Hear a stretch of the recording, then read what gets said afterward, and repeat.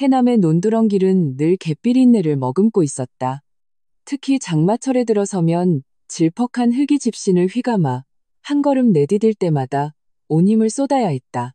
22살의 박민주는 그런 진흙탕 길을 밟으며 이웃 마을의 고구마밭에서 마지막 고구마 줄기 한 단을 메고 돌아오는 길이었다. 땀방울이 빗물과 뒤섞여 이마를 타고 흘러내리며 햇볕에 검게 그을린 뺨 위로 옅은 두 줄기 길을 냈다. 그의 작업복은 낡아 빠져 여기저기 덧댄 자국이 가득했고 소매뿌리는 헤어져 실오라기가 풀려 있었다. 드러난 팔뚝은 앙상했지만 힘줄이 선명해 오랜 세월 막노동으로 다져진 몸임을 짐작게 했다. 그것은 또한 그가 온 집안을 책임지는 힘의 원천이기도 했다. 민준의 집은 논두렁 끝자락 언덕 아래에 있는 금방이라도 쓰러질 듯한 낡은 초가집이었다. 흙벽은 군데군데 벗겨져 속에 대나무 뼈대가 드러났고 지붕의 이형은 여러 곳이 썩어 문드러져 있었다. 비만 오면 집 안에는 양동이 3개를 놓아 새는 물을 받아야 했다. 집 안에는 그의 유일한 혈육인 78살의 할머니 박 씨가 계셨다. 그가 10살 되던 해 부모님이 부산으로 돈을 벌러 가시다. 여객선 사고로 바다에 잠긴 후 할머니는 홀로 그를 키워주셨다. 이제 할머니는 늙고 눈이 침침해졌으며 귀도 잘 들리지 않았다. 평소에는 툇마루에 앉아 콩깍지를 까서 푼돈이라도 벌어 살림에 보태는 것이 고작이었다. 집안의 모든 무거운 짐은 온전히 민준의 어깨에 달려 있었다. 그날 민준이 집에 돌아왔을 때 평소와 달리 할머니의 기침 소리가 들리지 않았다. 집안은 이상할 정도로 고요했다. 그는 가슴이 철렁 내려앉는 것을 느끼며 삐걱거리는 살인문을 밀고 들어섰다. 할머니는 방구석에 새우처럼 몸을 웅크리고 계셨다. 안색은 종이장처럼 새하얗고 숨소리는 바람 앞에 촛불처럼 미약했다. 손 옆에는 미처 닦아지 못한 콩깍지 몇 개가 흩어져 있었다. 할머니, 민주는 비명을 지르며 달려가 할머니의 차가운 손을 잡았다. 그 손은 늙은 나뭇가지처럼 메말라 있었지만 수없이 그의 머리를 쓰다듬고 옷을 꿰매주고 뜨끈한 고구마죽을 끓여주었던 손이었다. 그는 할머니를 등에 업고 읍내 의원으로 내달렸다. 집신이 진흙탕에 미끄러져 몇 번이나 넘어질 뻔했지만 그는 등에 업은 사람을 세상 전부인 양 필사적으로 지켜냈다. 의원의 김 원장은 할머니를 진찰한 후 미간을 잔뜩 찌푸렸다. 그는 고개를 저으며 말했다. 민준아, 할머니는 폐결핵 말기다. 흉수까지 찼어. 어서 광주 시립병원으로 모시고 가서 수술해야 한다. 그렇지 않으면 김 원장은 뒷말을 잇지 않았지만 그 눈빛에 담긴 안타까움을 민주는 똑똑히 읽을 수 있었다. 수술비는 얼마나 듭니까? 민준의 목소리는 떨리고 있었고 손끝은 하얗게 질려 있었다. 최소 3천만 원은 있어야지. 김 원장은 한숨을 쉬었다. 이건 앞으로 들어갈 약값은 빼고 말하는 거다. 3천만 원. 민준에게 그것은 그야말로 천문학적인 숫자였다. 그가 막노동으로 하루에 많이 벌어야 2만 원, 아끼고 아껴 1년을 모아도 100만 원을 넘기기 어려웠다. 그는 이를 악물고 집집마다 돈을 빌리러 다녔다. 마을의 친척들부터 시작해 함께 막노동을 하는 인부들에게까지 손을 벌렸다. 하지만 다들 가난한 사람들이라 기껏해야 3만 원, 5만 원을 겨우 내어줄 뿐이었다. 하루 종일 발이 닳도록 뛰어다녔지만 손에 쥔 돈은 100만 원도 채 되지 않았다. 해질녘, 민주는 의원 앞 계단에 앉아 서쪽 하늘로 서서히 가라앉는 석양을 바라보았다. 마음이 쉬고 쓰라렸다. 할머니는 아직 병상에 누워 고통스러운 숨을 내쉬고 있는데 손자라는 녀석은 목숨을 구할 돈조차 마련하지 못하고 있었다. 그는 제 다리를 세게 내리쳤다. 눈시울이 뜨거워졌지만 감히 눈물을 흘릴 수 없었다. 지금 자신은 할머니의 유일한 의지였다. 쓰러질 수 없었다. 그가 절망에 빠져 있을 때 의원 옆 작은 막걸리집에서 시끄러운 소리가 들려왔다. 그곳은 마을 장정들이 잠시 쉬어가는 곳으로 민준도 가끔 그곳에서 접시를 닦거나 장작을 패며 푼돈을 벌곤 했다. 그는 신경 쓸 겨를이 없었지만 청운각, 대릴사위, 3천만 원이라는 단어들이 바늘처럼 귓속을 파고들었다. 그는 자리에서 일어나 망설이며 막걸리집 문 앞으로 다가갔다. 김이 서린 창문 너머로 안을 들여다보니 중년 사내둘이 막걸리 사발을 들고 목청을 높여 이야기하고 있었다.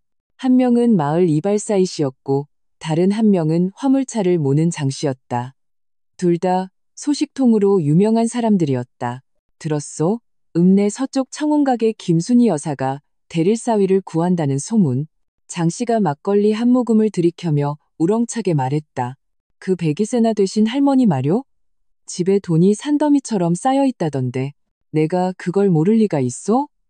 이 씨는 막걸리 사발을 내려놓고 신비로운 표정으로 말했다.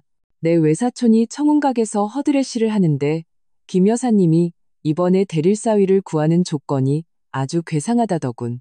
나이는 20살에서 25살 사이, 몸 건강하고 출신은 상관없다. 대릴사위로 들어오기만 하면 즉시 정착금으로 3천만 원을 주고 가족병 치료까지 책임져 준다지 뭐여. 민준의 심장이 세차게 뛰었다.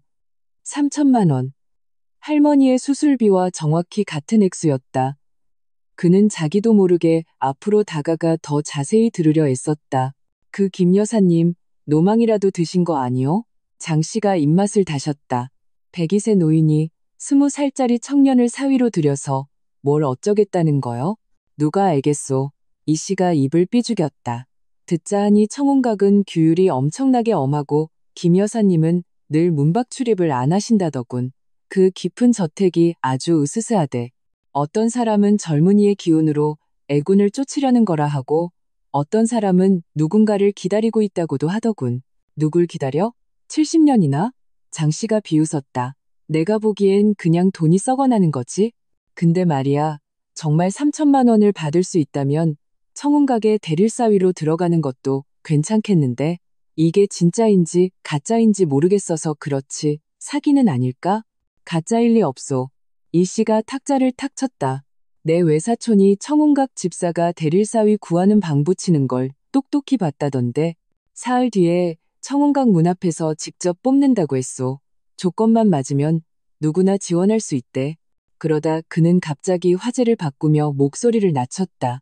근데 내 외사촌 말이 전에 젊은이 몇몇이 알아보러 갔다가 청운각 사람들에게 쫓겨났다는군. 인연이 닿는 사람을 기다려야 한다면서. 민주는 문 앞에 서서 손에 벤찬 땀을 느꼈다. 김순이라는 이름은 그도 들어본 적이 있었다. 해남읍은 물론이고 전라남도 전체에서 200살 넘은 부자를 모르는 사람은 없었다. 듣기로는 젊었을 때 읍내에서 가장 큰 염전 주인의 딸이었고 나중에 가업을 물려받아 막대한 부를 쌓았다고 했다. 다만 평생 결혼하지 않고 곁에는 집사와 하인 몇 명만 두고 지낸다고 했다. 그렇게 신분이 높고 나이가 100살이 넘은 노인이 왜 갑자기 젊고 가난한 총각을 사위로 맞이하려 할까? 그것도 이렇게 파격적인 조건을 내걸면서 의문이 꼬리를 물었지만 할머니의 병세는 기다려주지 않았다. 민주는 이를 악물고 마음을 정했다. 이 일이 진짜든 가짜든 청운각에 어떤 비밀이 숨겨져 있든 그 3천만 원을 손에 넣어 할머니의 목숨을 구할 수만 있다면 설령 그것이 불구덩이라도 뛰어들 각오가 되어 있었다. 그는 몸을 돌려 의원으로 돌아가 할머니의 병상 곁에 앉았다. 할머니의 차가운 손을 잡고 나직이 속삭였다. 할머니, 걱정 마세요. 손자가 꼭 방법 찾아낼게요. 할머니는 그의 말을 들은 듯 힘겹게 눈을 떴다. 흐릿한 눈동자에 한 줄기 빛이 스쳤다. 어렵게 손을 들어 그의 뺨을 어루만졌지만 입술만 달싹일 뿐 말을 잇지는 못하고 그저 조용히 한숨을 내쉴 뿐이었다. 그날 밤 민주는 의원의 긴 의자에 앉아 밤을 샜다. 그는 창밖으로 추적추적 내리는 비를 보며 마음속은 희망으로 가득 차면서도 끝없는 의심에 휩싸였다. 청운각의 대릴사위 모집, 과연 이것은 기회일까? 아니면 정교하게 설계된 함정일까? 그 100살 넘은 부자, 김순이는 대체 어떤 사람을 기다리는 것일까? 70년의 기다림에는 또 어떤 알려지지 않은 사연이 숨겨져 있을까? 이 모든 질문이 안개처럼 그의 마음속을 떠돌았다. 그리고 그는 이제 그 안개 속으로 들어가 답을 찾고 할머니를 구할 한 줄기 희망을 찾아야 했다. 날이 밝아올 무렵 비가 그치고 동쪽 하늘이 희뿌옇게 밝아왔다. 민주는 자리에서 일어나 뻐근한 눈을 비볐다. 그의 눈빛은 단호해져 있었다. 그는 청운각에 지원하러 갈 것이다. 앞에 어떤 미지의 위험이 도사리고 있더라도 그는 물러설 수 없었다. 그는 낡은 작업복 매무새를 가다듬고 서쪽을 바라보았다. 그곳에는 청운각의 높은 담장과 깊은 저택이 아침 안개 속에 잠겨 신비롭고 위험 있는 기운을 뿜어내며 그의 방문을 기다리고 있었다. 의원에서 읍내 서쪽 청운각까지의 길은 그리 멀지 않았지만 마치 두 개의 다른 세상을 가로지르는 듯했다. 박민주는 유일하게 꿰매지 않은 무명옷으로 갈아입었다. 그것은 할머니가 그의 18번째 생일에 밤새워 만들어주신 것으로 평소에는 아까워서 입지 못했다. 지금 몸에 걸치니 옷깃에서는 아직도 빨래 비누 냄새가 희미하게 풍겼다. 그는 불안한 마음을 안고 청석이 깔린 길을 따라 걸었다. 청운각에 가까워질수록 주변의 집들은 점점 더 화려해졌다. 흰 벽에 기와를 얹은 높은 담장의 저택들은 그가 사는 낡은 초가집과 하늘과 땅 차이였다. 청운각의 대문은 더욱 위압적이어서 사람을 주눅들게 했다. 두산의 붉은 소슬대문에는 노쇠못이 박혀 있었고 대문 위에는 청운각, 간이운각이라는 세 글자가 새겨진 금박 현판이 걸려 있었다. 글씨체는 힘있고 유려하여 백년 명문가의 기품을 느끼게 했다. 대문 양옆에는 돌로 만든 해태한 쌍이 둥근 눈을 부릅뜨고 서 있어 마치 찾아오는 모든 일을 심사하는 듯했다. 문 앞에는 푸른색 두루마기를 입은 하인 2명이 허리를 꼿꼿이 세우고 엄숙한 표정으로 서서 다가오려는 행인들을 막고 있었다. 민주는 심호흡을 하고 앞으로 다가가 낮은 목소리로 말했다. 대릴사위 모집에 지원하러 왔습니다. 하인은 그를 위아래로 훑어보았다. 그의 시선은 빛바랜 무명옷과 흑점이 묻은 검정 고무신에 잠시 머물렀다. 눈빛에는 경멸이 서려 있었지만 그래도 몸을 비켜 길을 열어주었다. 나를 따라오시오. 깊숙한 행랑을 지나자 눈앞에 넓은 안뜰이 펼쳐졌다. 바닥에는 반듯한 청석이 깔려 있었고 중앙에는 아담한 가산, 자산이 있었다. 가산 옆으로는 졸졸 물이 흘렀고 물가에는 연꽃 몇 송이가 피어 있었다. 연잎에는 아직 아침 이슬이 맺혀 있었다.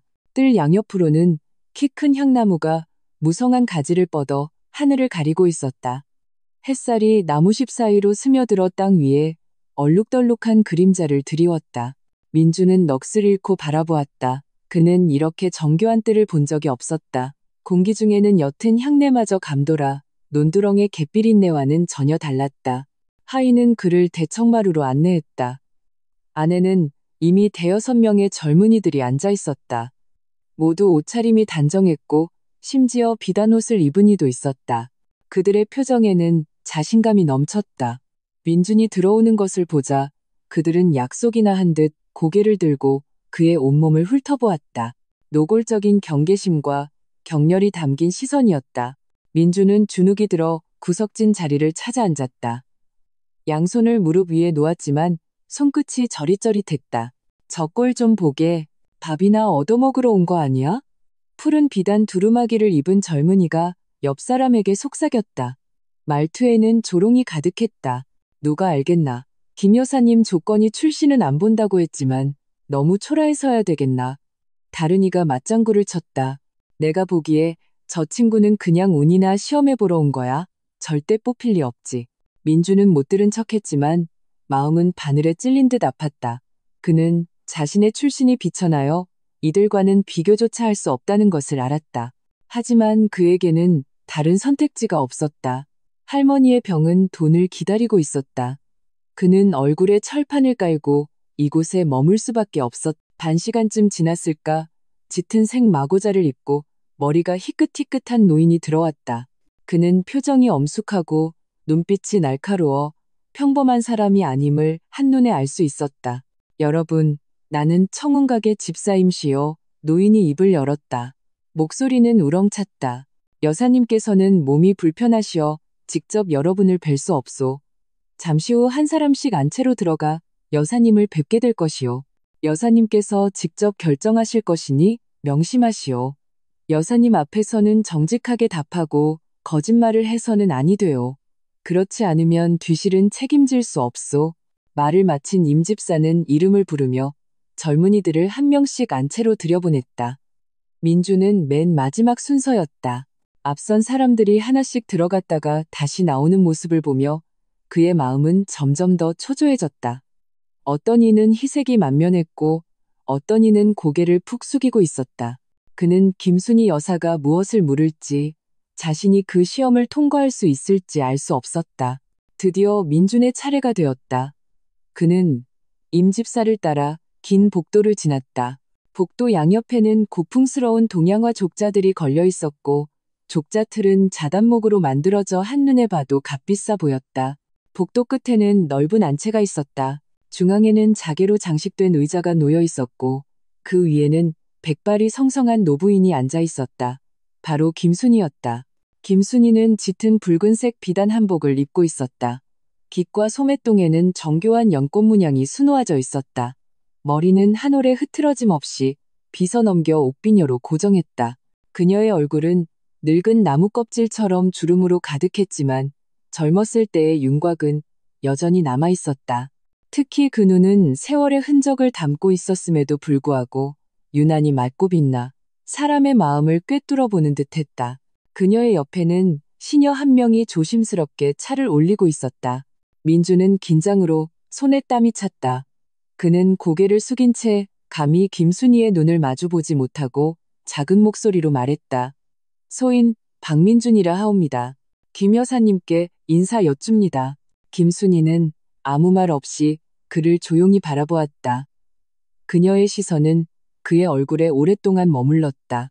그 눈빛에는 놀라움과 의혹, 그리고 형언할 수 없는 감격이 서려 있었다. 민주는 그녀의 시선에 온몸이 불편해져 무슨 말이라도 하려던 참이었다. 그런데 갑자기 김순희가 의자에서 일어섰다. 동작은 다소 느렸지만 매우 단호했다. 너 고개를 들어보아라. 김순희의 목소리는 다소 잠겨 있었지만 미세한 떨림이 섞여 있었다. 민주는 망설이다 고개를 들어 김순희의 시선을 마주했다. 두 사람의 눈이 마주친 그 순간 김순희의 눈이 갑자기 촉촉해졌다. 그녀는 몇 걸음 만에 민준 앞으로 다가와 메마른 손으로 민준의 손을 꼭 잡았다. 그녀의 손은 얼음장처럼 차가웠지만 마치 놓치면 그가 사라지기라도 할 것처럼 비정상적으로 강한 힘으로 잡고 있었다.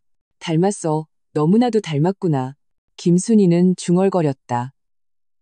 눈물이 뺨을 타고 흘러내려 민준의 손등 위로 떨어졌다.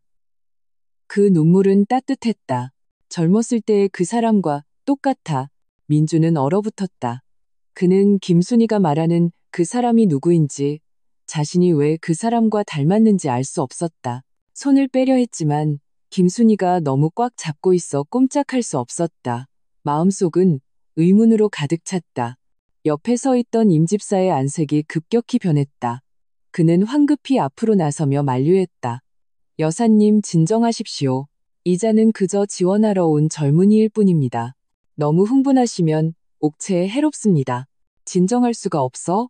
김순희는 민준의 손을 놓고 임집사를 향해 돌아섰다. 임집사, 내가 그를 찾았네. 마침내 내가 그를 찾았어. 여사님, 혹 사람을 잘못 보신 것이 아닙니까? 임집사는 미간을 찌푸리며 걱정스러운 어조로 말했다. 이 젊은이는 박민준이라는 해남의 가난한 사람입니다. 부모는 일찍 여의고 할머니 한 분만 계십니다.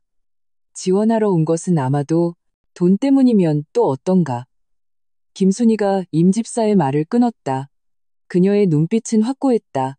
그가 무엇 때문에 왔든 상관없다. 나는 이 아이를 선택하겠네.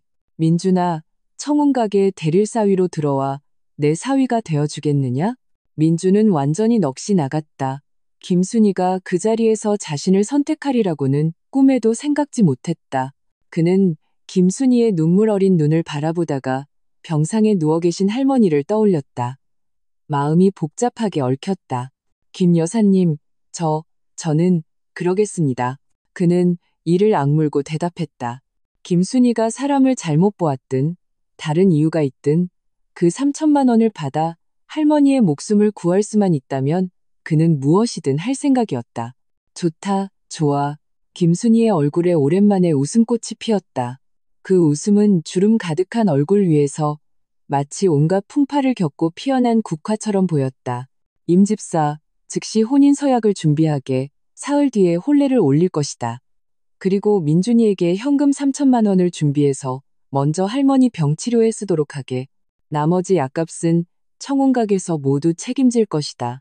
여사님, 절대 안 될 말씀입니다. 임 집사는 안타까워 발을 동동 굴렀다.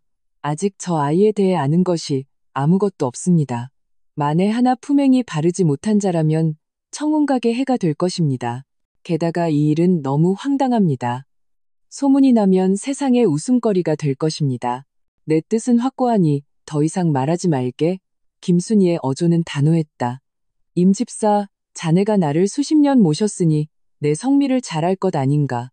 내가 결정한 일은 바꾸지 않아. 이 아이가 바로 내가 수십 년을 기다려온 사람이야. 어떻게 해서든 나는 이 아이를 곁에 두어야겠네.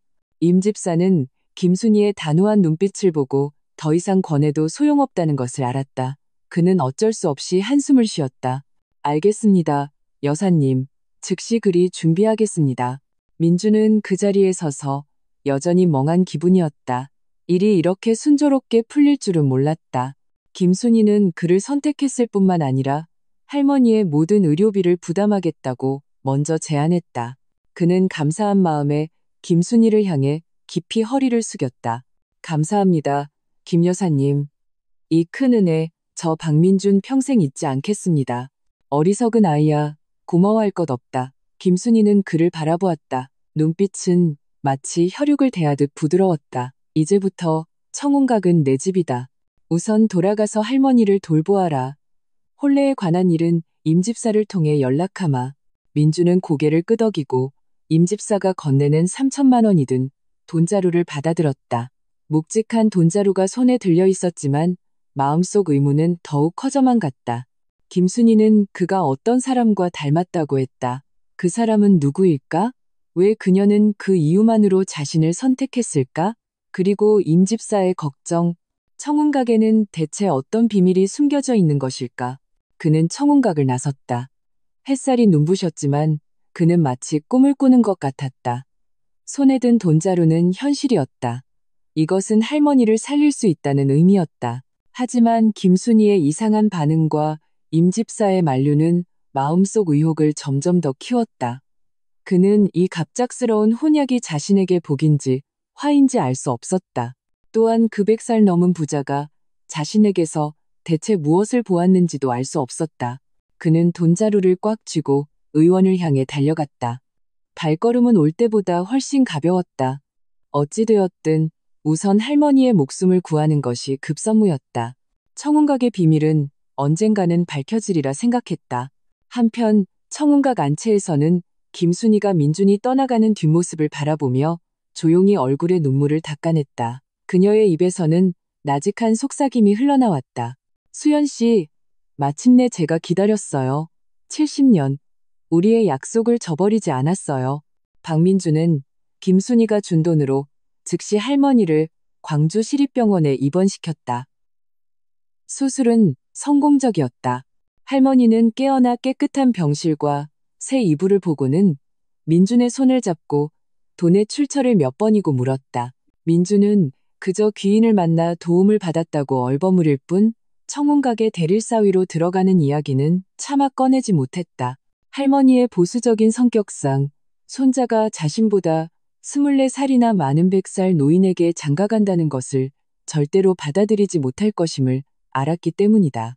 우선은 숨기고 나중에 천천히 설명할 수밖에 없었다. 할머니를 안정시킨 후 민주는 임집사의 지시에 따라 청혼각 서쪽 행랑채에 임시로 거처를 마련했다. 이 소식은 날개라도 돋친 듯 하룻밤 사이에 해남읍 전체로 퍼져나갔다. 논두렁길에서, 막걸리집에서, 시장 어귀에서 온통 그에 대한 이야기뿐이었다. 그날 아침 민주는 할머니에게 드릴 죽을 쏘어 병원으로 가던 길이었다. 마을 어귀의 돌다리에 이르자 다리 밑에서 더위를 식히던 노인 몇몇이 소곤거리며 웃는 소리가 들렸다. 들었나? 박민준, 그 가난뱅이 녀석이 청혼각에 대릴사위로 들어간다는구먼. 한 노인이 곰방대를 빨며 혀를 찼다.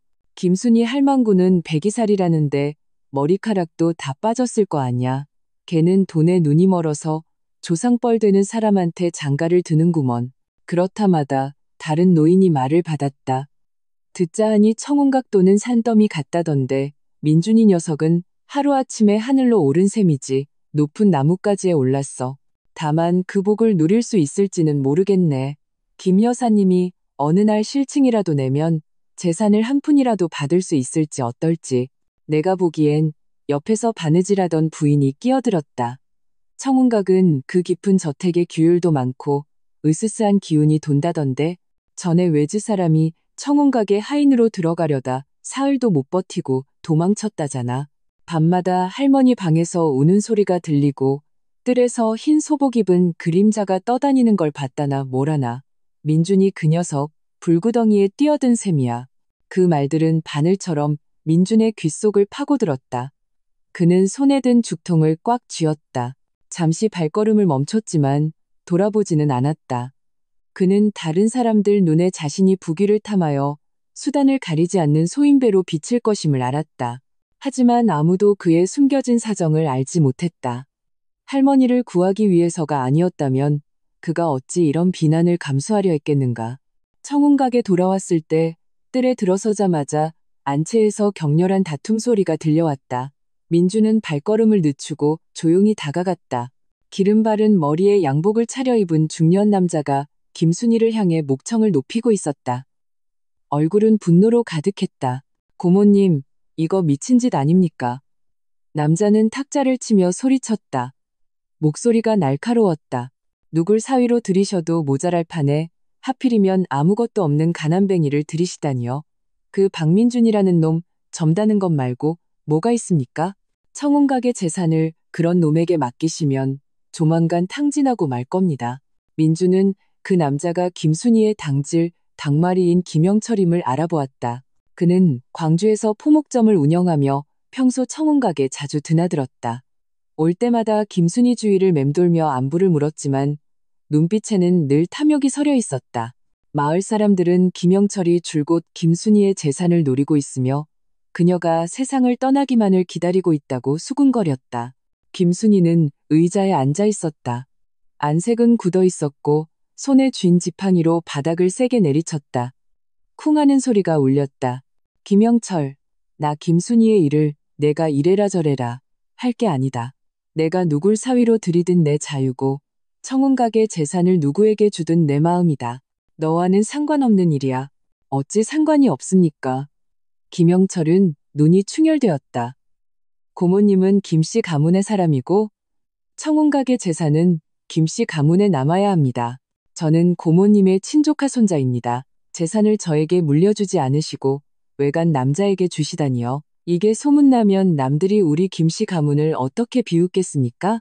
게다가 고모님 연세가 102세이신데 20살짜리 청년을 남편으로 맞이하시다니 이건 온 광주 사람들에게 김씨 가문의 웃음거리가 되라는 것과 같습니다. 웃음거리? 김순이는 냉소했다. 눈빛이 칼날처럼 날카로웠다. 나 김순이는 평생을 살면서 온갖 풍파를 다 겪었다. 남들이 뭐라고 하든 상관없. 민준이는 내가 선택한 사람이다. 이 혼사는 누구도 막을 수 없어. 정녕 이렇게 고집을 부리신다면 저는 법원에 소송을 걸겠습니다. 김영철이 으름장을 놓았다. 고모님께서 연로하시어 정신이 온전치 못해 그 박민준이라는 놈에게 속으셨다고 고소할 겁니다. 그렇게 되면 법원에서 자연히 고모님의 재산 처분권을 박탈할 것입니다. 네가 감히. 김순이는 기가 막혀 온몸을 떨며 김영철의 코를 가리켰다. 이 배은망덕한 놈, 옛날에 내가 돈을 대주어 포목점을 열게 해주지 않았다면 네가 오늘날 이 자리에 있을 수 있었겠느냐. 이제 날개가 돋았다. 이거지. 감히 내 일에 간섭을 해? 오늘부터 너는 청운각에 한 발짝도 들여놓을 생각 마라. 임 집사가 황급히 나서서 말렸다. 영철 도련님, 진정하십시오. 여사님 옥체도 좋지 않으신데 화나게 해드리지 마십시오.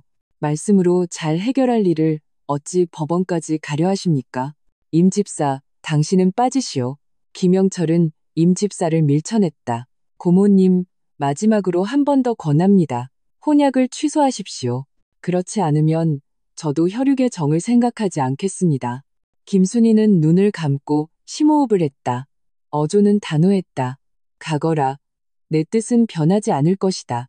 김영철은 그 모습을 보고 분노의 차이를 갈았다. 문 앞에 서 있는 민준을 원망 가득한 눈빛으로 쏘아본 뒤 문을 박차고 나갔다. 민준은 안채로 들어서며 김순희의 지친 모습을 보고 미안한 마음이 들었다. 김 여사님, 죄송합니다. 저 때문에 영철 도련님과 다투시게 되었습니다. 내 탓이 아니다. 김순희는 손을 저었다. 눈을 뜬 그녀의 눈빛에는 피로가 서려 있었지만 여전히 확고했다. 김영철 그 인간은 눈에 돈밖에 보이지 않는 놈이다. 내가 이미 꿰뚫어보고 있었어. 네가 아니었더라도 그는 어떻게든 재산을 빼앗으려 했을 것이다. 신경 쓰지 마라. 혼례는 예정대로 치를 것이다. 민주는 고개를 끄덕였지만 마음은 더욱 불안해졌다. 김영철의 위협은 빈말이 아니었다. 그가 정말로 법원에 소송을 걸면 어찌 될까? 그때도 할머니의 의료비를 청운각에서 계속 부담해 줄 수 있을까? 그 후 며칠 동안 민주는 청운각에서 잡다한 일을 도우며 지냈다. 임 집사는 그에게 여전히 쌀쌀맞게 대했지만 딱히 괴롭히지는 않았다. 다만 묻지 말아야 할 것은 묻지 말고 가지 말아야 할 곳은 가지 말라고 거듭 당부할 뿐이었다. 청운각은 매우 넓었다. 정자와 누각, 구불구불한 오솔길이 이어졌고 많은 곳에는 출입금지라는 팻말이 걸려 있어 신비로운 분위기를 자아냈다. 그날 오후 민주는 임 집사의 지시에 따라 서재의 책을 정리하러 갔다. 서재는 매우 컸고 벽을 따라 늘어선 책장에는 누렇게 바랜 고서들이 빽빽하게 꽂혀 있었다. 그는 조심스럽게 책장의 먼지를 닦아냈다. 문득 책장 맨 윗칸에 있는 낡은 오동나무 함이 눈에 띄었다. 그 함은 꽤 오래되어 보였다. 표면에는 정교한 연꽃 문양이 새겨져 있었고 가장자리는 달아 있었다. 민주는 호기심에 발돋움하여 함을 꺼내 내렸다. 함에는 자물쇠가 없었고 살짝 들어 올리자 쉽게 열렸다. 안에는 금은보화가 아닌 누렇게 바랜 편지 한 묶음과 흑백 사진 한 장이 들어 있었다. 그는 사진을 집어들고 창밖으로 들어오는 빛에 비추어 자세히 들여다보았다. 그리고는 그만 얼어붙고 말았다. 사진 속에는 20살 남짓되어 보이는 젊은 남자가 있었다. 그는 낡은 군복을 입고 있었고 이목구비가 뚜렷했으며 입가에는 옅은 미소를 띠고 있었다. 민준을 가장 놀라게 한 것은 그 남자의 눈매, 콧날, 심지어 입가의 곡선까지 자신과 똑같이 생겼다는 것이었다. 마치 거울을 보는 것 같았다. 그의 심장이 쿵쾅거렸다. 손에 든 사진이 흔들릴 정도였다. 김순희가 전에 그가 너무 닮았다고 말했던 것이 바로 이 사진 속 사람을 두고 한 말이었구나. 이 사람은 누구일까? 김순희와는 어떤 관계일까? 왜 자신과 이렇게 똑같이 생겼을까? 민주는 편지 묶음을 집어들었다. 편지지는 이미 누렇게 바래고 바삭바삭했다. 그 위에 글씨는 수려하고 맑아 분명 여인의 손에서 나온 것임을 알 수 있었다. 그는 조심스럽게 한 장을 펼쳤다. 수연 씨, 오늘 헤어지니 언제 다시 만날 수 있을지 모르겠습니다. 전쟁만 끝나면 돌아와 저를 아내로 맞이하겠다 하셨지요. 기다리겠습니다. 10년이든 20년이든 50년, 70년이라도 기다리겠습니다. 수연. 이 이름은 김순희가 전에 중얼거렸던 수연과 같은 사람일까? 70년의 기다림. 그것은 김순희가 사진 속의 이 남자를 기다린 세월이란 말인가. 그는 몇 장의 편지를 더 넘겨보았다. 내용은 대부분 그리움을 담고 있었고 글자 사이사이에는 깊은 애정이 묻어 있었다. 마지막 편지의 글씨는 다소 흘려 쓴 것으로 보아 급하게 쓴 듯했다. 수연 씨, 당신이 군대를 따라 남쪽으로 내려갔다는 소식을 들었습니다. 어디에 계신지 알 수 없군요. 저는 가업을 물려받았습니다. 우리의 약속을 꼭 지키겠습니다. 당신이 돌아오기를 기다립니다. 만약 다음 생이 있다면 저는 그때도 당신을 기다릴 겁니다. 민주는 편지를 든 채 마음속에 거센 파도가 이는 것을 느꼈다. 사진 속 남자의 이름은 수연이었고 김순희의 젊은 시절 연인이었다. 그들은 전쟁이 끝나면 결혼하기로 약속했지만 수연은 남쪽으로 떠나 그 후로 소식이 끊겼다. 김순희는 70년을 기다렸고 마침내 수연과 똑같이 생긴 자신을 만나자 자신을 사위로 맞이하려 한 것이다. 그런데 왜 자신이 수연과 이렇게 똑같이 생겼을까? 단순히 우연일까? 아니면 자신과 수연 사이에 어떤 알려지지 않은 관계가 있는 것일까? 바로 그때 서재 문이 갑자기 열렸다. 민주는 깜짝 놀라 황급히 사진과 편지를 하매 다시 넣고 돌아보았다. 문 앞에는 임집사가 서서 어두운 얼굴로 그를 쳐다보고 있었다. 누가 함부로 여사님 물건에 손대라고 했나? 저는 일부러 그런 것이 아닙니다. 책장을 정리하다가 그만. 민주는 당황하며 말했다. 임집사는 빠른 걸음으로 다가와 민준의 손에서 함을 빼앗아 품에 꼭 껴안았다. 그의 어조는 엄격했다. 박민준, 내가 경고했지. 손대지 말아야 할 것에는 손대지 말라고. 여사님의 서재는 네가 들어올 곳이 아니다. 앞으로 다시는 들어오지 마라. 임집사님, 사진 속의 그분은 누구십니까? 저와 무슨 관계입니까? 민주는 참지 못하고 물었다. 마음속 의혹은 점점 더 커져만 갔다. 임집사의 눈빛이 잠시 흔들렸다. 그는 흥하고 콧방귀를 뀌었다. 묻지 말아야 할 것은 묻지 마라. 네가 할 일이나 제대로 하고 네가 원하는 돈이나 받아가면 그만이다. 다른 일은 너와 상관없어. 말을 마친 그는 함을 품에 안고 뒤도 돌아보지 않고 서재를 나갔다. 그리고는 문을 쾅 닫아버렸다. 민주는 그 자리에 서서 마음이 실타래처럼 엉켰다. 사진 속의 수연, 70년의 약속, 자신과 똑같은 외모, 이 모든 것이 안개처럼 그를 감싸고 있었다. 그는 이 혼약이 단순히 할머니를 구하기 위한 것만이 아니라는 생각이 점점 더 강하게 들었다. 그 배후에는 70년을 뛰어넘는 애틋한 과거사가 숨겨져 있는 듯했다. 그리고 자신은 자신도 모르는 사이에 그 과거사에 휘말려 들어가고 있었다. 그는 창가로 다가가 뜰의 키 큰 향나무를 바라보았다. 나무잎이 바람에 흔들리며 빛과 그림자가 어지럽게 섞였다. 사진 속 수연이라는 남자는 대체 누구일까? 그와 자신 사이에는 과연 어떤 관계가 있는 것일까? 김영철의 위협은 여전하고 청운각의 비밀은 점점 더 깊어만 간다. 그는 이 세기를 뛰어넘는 혼약이 자신에게 무엇을 기다리고 있는지 알 수 없었다. 그저 마음속으로 조용히 기도할 뿐이었다. 모든 일이 순조롭게 풀리기를, 할머니가 무사하시기를, 그리고 자신이 이 세월 깊숙이 숨겨진 비밀들을 하루빨리 밝혀낼 수 있기를. 박민주는 임집사에게 서재에서 쫓겨난 후 마음속 의혹이 미친 듯이 자라나는 덩굴처럼 그를 올감에 숨막히게 했다. 그 후 며칠 동안 그는 겉으로는 여전히 청운각의 일을 돕는 척했다. 뜰에 화초에 물을 주고 복도를 청소하고 가끔 병원에 들러 할머니를 뵈었다. 할머니의 몸은 날마다 좋아져 이제는 일어나 앉아 죽을 드실 수 있게 되었다. 다만 그를 볼 때마다 그 귀인이 대체 누구냐고 물으셨지만 민주는 여전히 사실대로 말하지 못하고 다 나으시면 말씀드릴게요 라고 미룰 뿐이었다. 청운각의 하인들은 그를 미묘하게 대했다. 어떤 이는 그를 미래의 사위로 존중하여 말과 행동에 조심스러움을 보였고 어떤 이는 그가 운이 좋아 벼락 출세했다고 수군거리며 눈빛의 경멸을 감추지 않았다. 민주는 그런 것에 신경 쓰지 않았다. 그는 오직 사진 속 수연이라는 남자의 신원을 밝히고 자신과 그가 어떤 관계인지 알아내고 싶을 뿐이었다. 더 나아가 김순희가 그토록 자신과 혼인하려 하는 것이 정말 외모가 닮았기 때문인지 아니면 다른 속내가 있는 것인지 알고 싶었다. 임집사는 그에 대한 감시를 눈에 띄게 강화했다. 그가 서재나 다락방 같은 금지된 장소에 다가가려 할 때마다 임집사는 어디선가 나타나 슬그머니 그를 다른 곳으로 보냈다.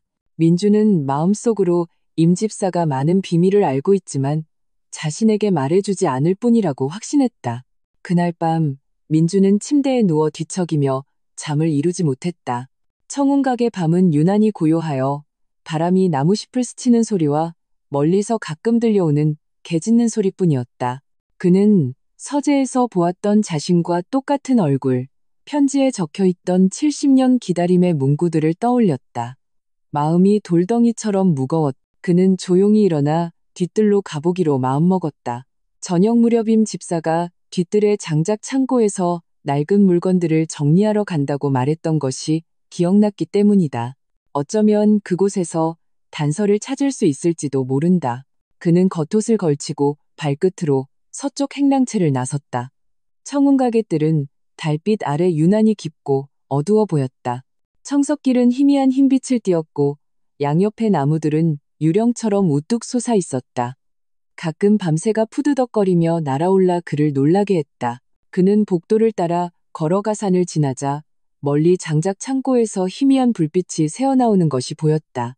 민주는 발걸음을 늦추고 조용히 창고로 다가가 늙은 향나무 뒤에 숨어 안을 엿보았다. 임 집사가 땅바닥에 쪼그려 앉아 있었다. 그의 앞에는 종이 더미가 쌓여 있었고 손에는 성냥개비를 들고 한 장씩 불 속으로 던져넣고 있었다. 불빛이 그의 얼굴을 비추었다. 평소의 엄숙한 표정에는 당황스러움과 함께 미세한 죄책감이 서려 있었다. 태워버려야지. 태워버리면 깨끗해질 거야. 임 집사는 중얼거리며 손을 멈추지 않았다. 여사님의 집념이 너무 깊어. 이 일은 애초에 다시 꺼내서는 안 됐어. 70년이나 지났으니 이제는 놓아드려야 해. 민준의 심장이 순간 빠르게 뛰었다. 그는 임 집사가 태우는 것이 낡은 편지 묶음이며 그것이 서재에서 보았던 편지들과 같은 재질임을 똑똑히 보았다. 임 집사는 왜 이 편지들을 태우려는 것일까? 이 편지들 속에 남들이 알면 안 되는 비밀이라도 숨겨져 있는 것일까? 그는 숨을 죽이고 더 자세히 보려다가 그만 옆에 있던 나뭇가지를 건드려 딱 하는 소리를 냈다. 누구냐? 임 집사가 벌떡 고개를 들고 경계하며 창고 밖을 쳐다보았다. 손에 든 성냥개비도 멈췄다. 민주는 겁에 질려 황급히 몸을 뒤로 숨기고 숨을 죽인 채 소리를 내지 않았다. 잠시 후 임 집사는 밖에 아무도 없는 것을 확인하고 다시 고개를 숙여 편지를 태우기 시작했다. 다만 동작은 누가 볼세라 더욱 빨라졌다. 민주는 그가 고개를 숙인 틈을 타 조용히 창고 옆으로 돌아가 창문 틈으로 안을 엿보았다. 불길이 춤을 추며 누런 편지들을 삼켰다. 재가 열기와 함께 피어올라 바닥에 떨어졌다. 그는 미처 다 타지 않은 편지 한 장의 귀퉁이를 희미하게 보았다. 거기에는 박씨 가문, 일제강점기, 혼인금지령 같은 글자들이 적혀 있는 듯했다. 그가 자세히 보기도 전에 그 편지는 임 집사에 의해 불 속으로 던져져 순식간에 재로 변했다. 혼인금지령. 민주는 가슴이 철렁했다. 이 단어는 부모님이 가끔 언급하시던 옛날 이야기를 떠올리게 했다. 수십 년 전 특정 계층 간의 혼인을 제한하는 정책이 있었다고 했다. 설마 이것이 수영과 김순희의 약속과 관련이 있는 것일까? 바로 그때 임 집사가 갑자기 일어나 몸에 재를 털고 불을 껐다. 그는 몸을 돌려 창고를 나섰다. 민주는 황급히 나무 뒤로 더 깊숙이 몸을 숨겼다. 임 집사의 모습이 복도 끝으로 사라지는 것을 보고 나서야 안도의 한숨을 내쉬었다. 그는 재빨리 창고로 들어가 바닥에 남은 검은 재와 미처 타지 않은 나무토막 몇 개를 뒤졌다. 그는 쪼그려 앉아 재 속을 뒤지며 타지 않은 조각이라도 찾으려 애썼다. 하지만 한참을 뒤져도 그을린 종이 조각 몇 개만 찾았을 뿐 그 위에는 아무런 글씨도 보이지 않았다. 대체 무슨 비밀이기에 임 집사가 이렇게 증거를 인멸하려 하는 것일까? 민주는 의혹이 더욱 깊어졌다. 그는 임 집사가 겉으로는 김순희의 혼사를 반대하면서도 마음속으로는 깊은 무력감을 감추고 있는 것 같다고 느꼈다. 그가 막 떠나려던 참에 멀지 않은 곳에서 가벼운 발소리가 들려왔다. 그는 가슴이 철렁하며 임 집사가 돌아온 줄 알고 황급히 창고 구석으로 몸을 숨겼다. 발소리는 점점 가까워져 창고문 앞에서 멈췄지만 안으로 들어오지는 않았다. 민주는 조용히 고개를 내밀어 달빛에 비추어 보았다. 뜻밖에도 김순이었다. 그녀는 수수한 잠옷차림에 머리가 조금 헝클어져 있었다. 손에는 서재에서 보았던 것과 똑같은 오동나무함을 안고 있었다. 그녀는 창고문 앞에 서서 안의 재를 보며 멍하니 서 있었다. 달빛 아래 그녀의 모습은 유난히 가냘퍼 보여 마치 바람에 흩날릴 나무십 같았다. 임 집사, 결국 태워버렸구나. 김순희가 나지게 한숨을 쉬었다. 목소리에는 피로와 실망이 가득했다. 이걸 태우면 내가 포기할 줄 알았나 보지. 70년이야. 그 세월, 그 약속들은 이미 내 뼈에 새겨졌는데 어찌 잊으라 하면 잊을 수 있겠는가. 그녀는 함을 안고 천천히 불 꺼진 재 옆으로 다가가 쪼그려 앉았다. 메마른 손가락으로 재를 부드럽게 쓸어보았다. 마치 소중한 것을 어루만지는 듯했다. 수연 씨, 나는 당신이 꼭 돌아와 나를 찾을 줄 알았어요. 당신이 세상에 없다 해도 당신의 후손이 올 거라고 믿었어요. 내가 청운각을 지키고 우리의 약속을 지킨 것은 바로 이 날을 기다리기 위해서였어요. 민주는 구석에 숨어 숨도 제대로 쉬지 못했다. 그는 김순희가 이 깊은 밤에 이곳에 올 줄은, 더구나 이런 말을 할 줄은 꿈에도 몰랐다. 당신의 후손. 설마 김순희는 자신이 수연의 후손이라고 생각하는 것일까? 그렇다면 그녀가 자신과 수연이 닮았다는 이유만으로 자신을 사위로 맞이하려 한 것이 설명이 된다. 하지만 만약 자신이 수연의 후손이라면 수연은 자신의 할아버지라는 말이다. 그런데 할머니는 할아버지의 이름이 수연이라고 말한 적이 없었다. 그저 젊었을 때 집을 떠나 다시는 돌아오지 않았다고만 하셨다. 설마 이 안에 어떤 사연이 있는 것일까? 김순희는 함을 안고 일어나 천천히 자신의 침실로 향했다. 그녀의 발걸음은 가벼웠지만 한 걸음 한 걸음이 민준의 심장을 밟는 듯했다. 민준은 조용히 그녀의 뒤를 따랐다. 그녀가 어디로 가는지 또 무슨 말을 할지 듣고 싶었다. 김순희의 침실은 안 채 2층에 있었다. 방 안에는 희미한 등잔불이 켜져 있었다. 그녀는 방으로 들어가 문을 닫지 않고 살짝 열어두었다. 민주는 계단 입구에 서서 문틈으로 안을 엿보았다. 김순희는 함을 화장대 위에 놓고 조심스럽게 열었다. 안에는 여전히 누렇게 바른 편지들과 그 흑백 사진이 들어있었다. 그녀는 사진을 집어들어 소매자락으로 위에 먼지를 부드럽게 닦아냈다. 눈빛은 물이 뚝뚝 떨어질 듯 부드러웠다. 수연 씨, 보세요. 내가 그를 찾았어요. 당신 젊었을 때와 똑같이 생겼어요. 말하는 투까지도 몇 군데는 비슷해요. 나는 이것이 하늘에 있는 당신이 그가 우리의 약속을 이루게 하려고 보내준 것이라 믿어요. 그녀는 잠시 말을 멈췄다. 목소리가 조금 잠겼다. 70년이에요. 나는 열 몇 살 소녀에서 100살 노인이 될 때까지 기다렸어요. 집안의 사업은 흥망성쇠를 거듭했고 곁에 있던 사람들은 오고 갔지만 오직 나만이 이곳을 지키며 우리의 약속을 지켰어요. 사람들은 나를 어리석다 했고 당신이 나를 이미 잊었을 거라 했지만 나는 믿지 않았어요. 나는 당신이 꼭 올 거라고 믿었어요. 그때 당신은 전쟁이 끝나면 돌아와 나를 아내로 맞이하겠다고 했지요. 하지만 당신은 한 번 떠나 수십 년이 지나도 소식이 없었어요. 내가 사람을 보내 당신을 찾아보았지만 그들은 당신이 군대를 따라 남으로 내려간 후 다시는 돌아오지 않았다고 했어요. 나중에야 알았지요. 그때는 혼인 금지령이 있었고 당신과 나의 신분이 너무 달라 설령 당신이 돌아왔다 해도 우리는 결혼할 수 없었을 거라는 것을요. 하지만 나는 당신을 원망하지 않아요. 당신에게도 어쩔 수 없는 사정이 있었을 거라는 걸 알아요. 민주는 문 밖에 서서 마음속에 거센 파도가 이는 것을 느꼈다. 혼인 금지령, 남으로 내려간 군대, 이 조각난 정보들이 점차 희미한 윤곽을 만들어냈다. 설마 할아버지 수연이 당시의 혼인 금지령 때문에 김순희와 결혼할 수 없게 되자 어쩔 수 없이 떠났고 나중에 군대를 따라 남쪽으로 내려가 그 후로 김순희와 연락이 끊긴 것일까? 그리고 자신은 그들의 사랑의 후손인 것일까? 그런데 할머니는 왜 이 모든 것을 한 번도 언급하지 않으셨을까? 할아버지의 진짜 신분은 대체 무엇일까? 김영철의 위협은 아직도 귓가에 맴도는데 그가 재산을 차지하기 위해 더 심한 짓을 하지는 않을까? 임집사가 편지를 태운 것은 과연 김순희를 보호하기 위해서였을까? 아니면 다른 비밀을 감추기 위해서였을까? 바로 그때 김순희가 갑자기 심하게 기침하기 시작했다. 그녀는 손수건으로 입을 막고 한참을 기침한 후에야 멈췄다. 손수건에는 한 줄기 핏자국이 묻어 있었다. 민주는 가슴이 철렁하며 문을 열고 들어가려 했지만 김순희에게 엿듣고 있었다는 사실을 들킬까봐 두려웠다. 김순희는 천천히 숨을 고르고 사진을 보며 나직이 말했다. 수연 씨, 나에게 남은 날이 얼마 없다는 것을 알아요. 살아생전에 그를 찾을 수 있었으니 나는 이미 만족해요. 혼례가 끝나면 청운각의 재산을 모두 그에게 넘겨줄 거예요. 그것으로 우리의 약속을 이룰 수 있겠지요. 걱정 말아요. 당신을 실망시키지 않을게요.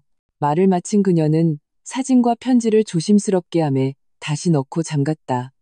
그리고는 침대가에 앉아 창밖의 달빛을 바라보았다. 눈빛에는 기대와 체념이 가득했다. 민주는 조용히 몸을 돌려 계단을 내려왔다. 마음속 의혹은 점점 더 커졌지만 동시에 한 줄기 명확함도 느껴졌다. 그는 자신이 단순히 할머니를 구하기 위해 청운각에 들어온 것이 아니라 마치 보이지 않는 어떤 힘에 이끌려 70년을 뛰어넘는 약속을 완성하기 위해 온 것 같다는 생각이 점점 더 강하게 들었다. 서쪽 행랑채로 돌아온 민주는 침대에 누워 오랫동안 잠을 이루지 못했다. 김순희의 말이 귓가에 맴돌았다. 기다림, 약속, 혼인 금지령에 대한 그 과거사들이 낡은 영화처럼 그의 머릿속에서 천천히 상영되었다. 그는 자신의 할아버지가 그 수연이라는 남자인지 이 혼약 뒤에 또 얼마나 많은 비밀이 숨겨져 있는지 알 수 없었다. 하지만 그는 자신이 반드시 진실을 밝혀내야 한다는 것을 알았다.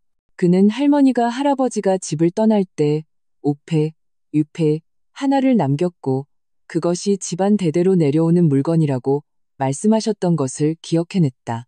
나중에 어디론가 잃어버렸다고 하셨다. 만약 그 옥패를 찾을 수 있다면 자신과 수연의 관계를 증명할 수 있지 않을까? 창밖의 달빛이 점점 옅어지고 날이 밝아오고 있었다. 민주는 눈을 감고 마음속으로 굳게 다짐했다. 앞에 어떤 어려움이 있든 김영철이 어떤 짓을 하든 그는 진실을 밝혀내야 한다. 자신과 할머니를 위해서뿐만 아니라 김순희의 70년 기다림과 세월 속에 묻힌 그 깊은 사랑을 위해서라도. 그러나 그는 아직 알지 못했다. 더 큰 위기가 조용히 다가오고 있다는 것을. 혼례까지 이틀밖에 남지 않은 청운각은 온통 분주했다. 붉은 청사초롱이 뜰과 복도를 가득 메웠고 붉은 대문에는 금박으로 된 비본배, 자가 붙었다. 하인들은 분주하게 오가며 상을 차리고 음식을 장만했다. 공기 중에는 경사스러운 분위기가 감돌았지만 그 속에는 어딘가 모를 불안감도 스며 있었다. 박민주는 매일 오전에 병원에 가서 할머니를 뵙고 오후에는 청운각에서 일을 도왔다. 하인들과 함께 상을 나르고 문과 창을 닦았다. 몸은 고되었지만 마음은 점점 안정되어 갔다. 할머니의 몸은 날마다 회복되어 이제는 땅에 발을 딛고 천천히 걸을 수 있게 되었다. 그리고 김순희와의 혼약은 정말로 그들 조손에게 새로운 삶을 가져다 줄 것 같았다. 다만 이 안정감은 늘 보이지 않는 그림자에 휩싸여 있었다. 김영철은 지난번 청운각에서 쫓겨난 후 다시는 나타나지 않았지만 민주는 그가 이대로 물러서지 않을 것이라고 느꼈다. 임 집사의 태도는 여전히 쌀쌀맞았지만 예전처럼 그를 경계하지는 않았다. 가끔은 그에게 먼저 일을 시키기도 했다. 예를 들면 주방에 가서 혼례 잔치 음식을 점검하는 일 같은 것이었다. 그날 오후 민주는 임 집사의 지시에 따라 청운각 서쪽에 있는 주방으로 음식을 점검하러 갔다. 주방은 매우 넓었고 아궁이는 반짝반짝 닦여 있었다. 구석에는 채소, 고기, 해산물이 가득 쌓여 있었다. 몇몇 주방장들이 도마 주위에서 분주하게 움직였다. 칼질 소리, 물 끓는 소리가 여기저기서 들려왔다. 구매를 담당하는 왕서방이 민준이 들어오는 것을 보고 황급히 맞이했다. 박서방님, 오셨습니까? 이것들이 오늘 아침에 막 사온 것들입니다. 한번 세어보시지요. 민주는 고개를 끄덕이고 왕서방이 건네는 장부를 받아 하나씩 확인했다. 닭, 오리, 생선, 고기, 신선한 과일과 채소까지 모든 것이 싱싱하고 양도 장부와 일치했다. 그가 막 서명을 하려던 참에 구석에 놓인 막걸리, 항아리 하나가 눈에 들어왔다. 그 막걸리 항아리는 거친 질그릇으로 만들어졌고 입구는 붉은 종이로 봉해져 있었다. 겉보기에는 다른 항아리들과 다를 바 없어 보였다. 하지만 민주는 아침에 주방에 물건을 전해주러 왔을 때 이 항아리가 아궁이 옆에 있었다는 것을 기억했다. 왜 지금은 구석으로 옮겨져 있을까? 게다가 봉인 종이의 가장자리가 약간 들떠 있어 다른 항아리들처럼 평평하지 않았다. 왕서방님, 이 술은 오늘 막 들여온 것입니까? 민준이 그 막걸리 항아리를 가리키며 물었다. 왕서방은 잠시 멈칫하더니 그가 가리키는 방향을 보고 미간을 찌푸렸다. 예, 아침에 들여왔습니다. 모두 읍내에서 오래된 양조장에서 주문한 겁니다. 왜 그러십니까? 아닙니다. 그냥 위치가 바뀐 것 같아서요. 민주는 말하며 그 항아리로 다가가 들어보았다. 항아리는 그리 무겁지 않았다. 그는 살짝 흔들어 보았다. 안에서 막걸리가 출렁이는 소리가 들렸다. 소리로는 이상이 없어 보였다. 하지만 그가 항아리를 내려놓을 때 손끝이 무심코 항아리 밑바닥에 닿았다. 그런데 뭔가 끈적끈적한 것이 느껴졌다. 그는 고개를 숙여보니 항아리 밑바닥에 짙은 붉은색 가루가 묻어 있었다. 양조장에서 묻어올 만한 것은 아니었다. 민주는 가슴이 철렁하며 김영철의 위협을 떠올렸다. 설마 누군가 술에 손을 댄 것일까? 그는 아무렇지 않은 척 손가락을 닫고 옆에 있는 다른 항아리를 들어보았다. 똑같이 흔들어 보았지만 밑바닥은 깨끗했다. 아무것도 묻어있지 않았다. 그는 문제가 있는 항아리를 다시 자세히 살펴보았다. 봉인 종이는 들떠 있었지만 그 위의 도장은 다른 항아리들과 같았다. 자세히 보지 않으면 이상을 발견하기 어려웠다. 왕서방님, 이 항아리 한번 열어봐도 되겠습니까? 민준이 물었다. 왕서방은 조금 망설였다. 이것들은 모두 봉해져 있어서 혼례 당일에나 열 수 있습니다. 봉인 종이가 좀 헐거워 보여서요. 안에 술이 셀까봐 걱정됩니다. 한번 확인하는 것이 안전할 것 같습니다. 민주는 왕서방의 대답을 기다리지 않고 조심스럽게 봉인 종이를 떼어내고 항아리 입구의 나무마개를 열었다. 진한 막걸리 향이 코를 찔렀다.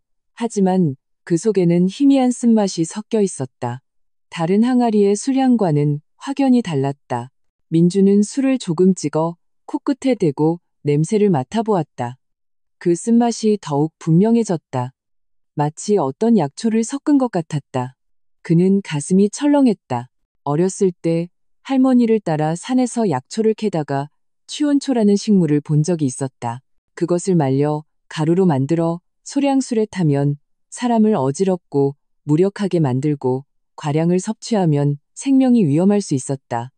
설마 이 술에 취원초 가루가 섞인 것일까? 박서방님, 왜 그러십니까? 왕서방이 그의 안색이 좋지 않은 것을 보고 황급히 다가왔다. 이 술에 문제가 있습니다. 민준이 목소리를 낮췄다. 냄새를 맡아보세요. 이상한 냄새가 나지 않습니까? 왕서방이 항아리 입구에 코를 대고 냄새를 맡더니 안색이 순식간에 변했다. 이게 어찌 된 일입니까? 양조장에서 가져올 때는 분명 괜찮았는데 혹시 서방님이 안 보시는 사이에 누군가 손을 댄 것은 아닐까요? 민준이 물었다. 왕서방은 미간을 찌푸리며 곰곰이 생각했다. 오늘 오전에 음식을 들여온 후 저는 계속 물건을 세고 있었는데 중간에 청운가게 자벽부 이 씨가 들어온 적이 있습니다. 간장을 좀 가져가겠다고 하더군요. 설마 그놈이? 민준의 마음이 움직였다. 이 씨는 김영철의 먼 친척이었다. 전에 김영철이 청운가게 올 때마다 그를 데리고 다녔다. 그가 아직 청운각에서 자벽부로 일하고 있을 줄은 몰랐다. 이것은 분명 김영철의 지시일 것이다. 그는 혼례 잔치에서 소란을 일으켜 혼례를 망치려 하거나 심지어 김순이나 자신을 해치려 할지도 모른다. 왕서방님, 우선 이 일은 소문내지 마십시오. 민준이 침착하게 말했다. 이 항아리는 다른 것으로 바꾸고 이 씨의 동태를 잘 살피십시오. 다시는 주방 근처에 얼씬도 못하게 하십시오. 왕서방은 얼굴이 하얗게 질려 황급히 고개를 끄덕였다. 알겠습니다. 즉시 그리하겠습니다. 민주는 문제가 있는 술 항아리를 들고 재빨리 주방을 나와 김순이의 침실로 향했다. 그는 이 일을 반드시 김순이에게 알려야 하며 가볍게 여겨서는 안 된다고 생각했다. 김순이는 침실에서 낡은 사진첩을 보고 있었다. 민준이 들어오는 것을 보고 얼굴에 미소를 띄었다. 민준아, 왜 그리 허둥지둥이냐? 무슨 일이냐? 민준은 술 항아리를 탁자 위에 놓고 자신이 발견한 상황을 하나도 빠짐없이 김순이에게 이야기했다. 항아리 밑바닥의 가루, 이상한 냄새, 그리고 김영철이 이 씨를 시켜 앉으실 거라는 의심까지. 김순이의 안색이 점차 어두워졌다. 그녀는 술 항아리를 들어 냄새를 맡더니 눈빛이 순간 날카로워졌다. 역시 그놈이었구나. 내가 그놈이 가만히 있지 않을 줄 알았지. 김 여사님, 이제 어찌해야 합니까? 경찰에 신고해야 할까요? 민준이 물었다. 김순이는 고개를 저었다. 술 항아리를 내려놓으며 말했다. 신고해도 소용없다. 확실한 증거가 없으면 그는 절대 인정하지 않을 것이다. 게다가 집안의 수치는 밖으로 드러내는 것이 아니다. 청혼각의 명성이 그놈 때문에 훼손되는 것을 원치 않는다. 하지만 그가 이번에 술에 손을 댔으니 다음에는 더 심한 짓을 할지도 모릅니다. 민준이 조급해했다. 알고 있다. 김순이는 한숨을 쉬었다. 눈빛에는 피로가 서려 있었지만 여전히 확고했다. 네가 제때 발견해서 다행이지. 그렇지 않았다면 잔치에서 큰일이 날 뻔했다. 그 술 항아리는 네가 가져가서 없애버려라. 주방 쪽은 임집사에게 사람을 더 붙여 지키게 하고 관계없는 자는 접근하지 못하게 해라. 김영철에 대해서는 나에게 생각이 있다. 민주는 고개를 끄덕였지만 마음은 여전히 불안했다. 김순이는 태연하게 말했지만 그가 느끼기에도 그녀는 큰 압박을 받고 있었다. 김 여사님, 그는 망설이다가 결국 묻지 않을 수 없었다. 전에 여사님께서 기다리시는 분이 박씨 가문과 관련이 있다고 하셨습니다. 저도 박씨입니다. 제 할아버지가 혹시 여사님께서 기다리시는 그분이십니까? 김순이는 고개를 들어 그를 깊이 바라보았다. 눈빛은 복잡했다. 안도와 그리움, 그리고 형언할 수 없는 씁쓸함이 섞여 있었다. 민준아, 너는 참 똑똑하구나. 그녀가 나직이 말했다. 그래, 내가 기다리는 사람은 박씨 가문과 관련이 있다. 내 할아버지와 관련이 있지. 민준의 심장이 쿵쾅거렸다. 그는 마침내 확인을 얻었다. 그럼 제 할아버지가 사진 속에 그 수연이라는 분이십니까? 김순이는 고개를 끄덕였다. 눈가가 조금 촉촉해졌다. 그의 본명은 박수연이다. 내 할아버지의 본명이지. 그때 그는 젊은 교사였어. 우리는 한 번의 축제에서 만났지. 첫눈에 반했어. 그는 온화하고 재능이 넘쳤지. 나는 그때 어려서 사랑이 무엇인지 몰랐어. 그저 그와 함께 있으면 마음이 특별히 편안하다는 것만 알았지. 우리는 약속했어. 그가 돈을 모으면 해남으로 와서 나를 아내로 맞이하겠다고. 그런데 왜 두 분은 결혼하지 못하셨습니까? 민준이 질문했다. 김순이는 한숨을 쉬었다. 시선이 창밖으로 향했다. 마치 먼 과거를 회상하는 듯했다. 그때는 전쟁 중이었고 혼인 금지령까지 내려졌어. 출신이 다르고 신분이 다른 사람은 결혼할 수 없었지. 나는 염전 주인의 딸이었고 그는 평범한 교사에다 외지 사람이었어. 우리의 혼사는 양가 모두의 반대에 부딪혔고 당시의 규정에도 맞지 않았지. 그는 나와 함께하기 위해 군대를 따라 남쪽으로 가기로 결심했어. 그는 그곳에서는 혼인 금지령이 없으니 그곳에서 자리를 잡으면 나를 데리러 오겠다고 했지. 우리는 그곳에서 결혼하고 다시는 헤어지지 말자고. 나는 그를 보내고 싶지 않았지만 그것이 우리의 유일한 희망이라는 것을 알았어. 그가 떠난 후 그는 소식이 끊겼다. 나중에 찾아보지 않으셨습니까? 찾았지. 어찌 안 찾았겠니? 김순이의 목소리가 잠겼다. 사람을 보내 그의 가족을 찾아보았지만 그들은 그가 군대를 따라 남쪽으로 간 후 연락이 끊겼다고 했어. 어떤 이는 그가 전쟁 중에 전사했다고 했고 어떤 이는 그가 외국으로 갔다고 했지. 나는 믿지 않았어. 나는 계속 기다렸지. 1년, 또 1년, 검은 머리가 흰 머리가 될 때까지, 젊은 처녀에서 100살 노인이 될 때까지 기다렸어. 나는 청혼각을 지키고 우리의 약속을 지켰어. 언젠가 그가 돌아오거나 그의 후손이 올 거라고 믿었기 때문이야. 민주는 듣는 내내 마음이 아렸다. 김순이의 70년 기다림이 시대와 운명에 의해 갈라진 이토록 깊은 사랑 이야기일 줄은 몰랐다. 그럼 어떻게 제가 그의 후손이라고 확신하셨습니까? 네가 그와 너무 닮았기 때문이야. 정말이지 한 틀에서 찍어낸 것 같았어. 김순이는 그를 바라보며 부드럽게 말했다. 게다가 그가 떠날 때 나에게 옥패 하나를 주었어. 박씨 가문에 가보라고 했지. 잘 간직하고 있다가 그가 돌아오면 직접 채워주겠다고. 그는 이 옥패와 똑같은 것이 하나 더 있고 그것은 그의 가족에게 남겨두었다고 했어. 네가 정말 그의 후손이라면 이 옥패를 본 적이 있을 거야. 민주는 가슴이 철렁했다.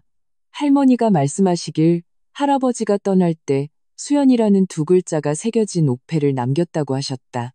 다만 나중에 집에 홍수가 나서 옥패가 떠내려가 다시는 찾지 못했다고 하셨다. 할머니께서 말씀하시길 할아버지가 옥패를 남기셨다고 했습니다. 다만 나중에 잃어버렸다고 하셨습니다. 괜찮다. 잃어버렸으면 어쩔 수 없지. 김순이가 미소 지었다. 나는 내 직감을 믿는다. 너는 그의 후손이고 하늘이 우리의 약속을 이루게 하려고 너를 보낸 것이야. 바로 그때 임집사가 허둥지둥 뛰어들어왔다. 안색이 창백했다. 여사님, 큰일 났습니다. 일씨가 사라졌습니다. 그리고 방금 뒷문에서 쪽지 하나를 발견했는데 혼례는 반드시 망가질 것이니 내 말을 가볍게 여기지 말라고 쓰여 있었습니다. 김순이의 안색이 순간 굳어졌다. 민준도 주먹을 꽉 쥐었다. 김영철은 포기하지 않은 것이다. 그는 술에 손을 대는 것이 실패하자 다른 음모를 준비한 것이다. 임집사, 저택의 경비를 강화하게, 특히 뒷문과 주방을 잘 지키고 아무나 드나들지 못하게 해. 김순이의 어조는 침착하고 단호했다. 혼례는 예정대로 치를 것이다. 나도 그 김영철이 어떤 풍파를 일으킬 수 있는지 한번 봐야겠다. 알겠습니다, 여사님. 임집사는 고개를 끄덕이고 서둘러 돌아갔다. 민주는 김순이의 단호한 눈빛을 보며 존경스러우면서도 걱정스러웠다. 그는 70년 한결같은 그녀의 지조에 경의를 표하면서도 이 혼례 때문에 그녀가 다칠까봐 걱정되었다. 그는 김영철의 위협이 빈말이 아니며 혼례 당일에는 힘든 싸움이 벌어질 것임을 알았다. 김 여사님, 걱정 마십시오. 혼례 당일 제가 반드시 여사님을 지켜드리겠습니다. 민준이 정중하게 말했다.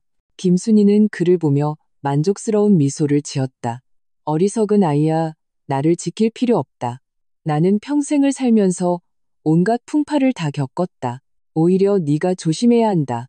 김영철 그 인간은 돈을 위해서라면 무슨 짓이든 할 놈이야. 민주는 고개를 끄덕이며 마음속으로 굳게 다짐했다. 김영철이 어떤 음모와 계략을 꾸미든 그는 김순이를 지키고 이 70년을 뛰어넘는 약속을 지켜내야 한다. 다만 그는 김영철의 수단이 자신이 상상하는 것보다 훨씬 더 악랄할 줄은 몰랐다. 창밖의 하늘이 점점 어두워지고 있었다. 붉은 청사초롱의 불빛이 밤하늘 아래 흔들리며 청운 가게들을 비추었다. 경사스러운 분위기 속에 살벌한 기운이 감돌았다.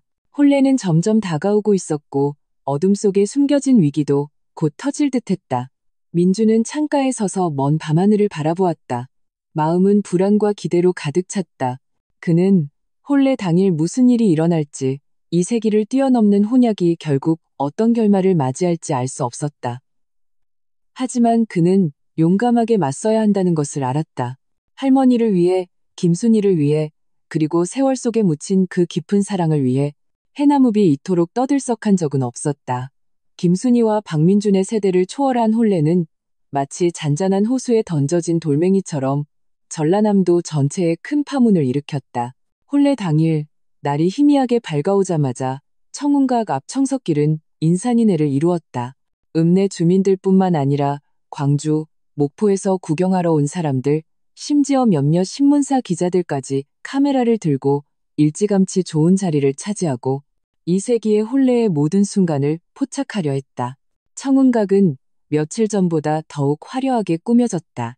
붉은 청사초롱이 대문에서부터 뒷뜰까지 이어졌고 복도 양옆에는 붉은 장미와 백합이 가득했다. 공기 중에는 꽃향기와 음식 냄새가 진동했다. 새 두루마기를 입은 하인들이 분주하게 오가며 하객들을 안내했다. 얼굴에는 미소를 띠고 있었지만 눈빛에는 긴장감을 감추지 못했다. 아무도 오늘 김영철이 어떤 소란을 피울지 알 수 없었기 때문이다. 박민주는 맞춤 제작한 짙은 남색 양복을 입고 있었다. 그가 평생 처음으로 이렇게 번듯한 옷을 입어보는 것이었다.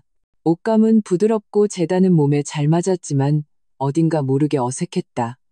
임집사가 직접 그의 넥타이를 매주며 여전히 쌀쌀맞은 어조였지만 몇 마디 당부를 덧붙였다.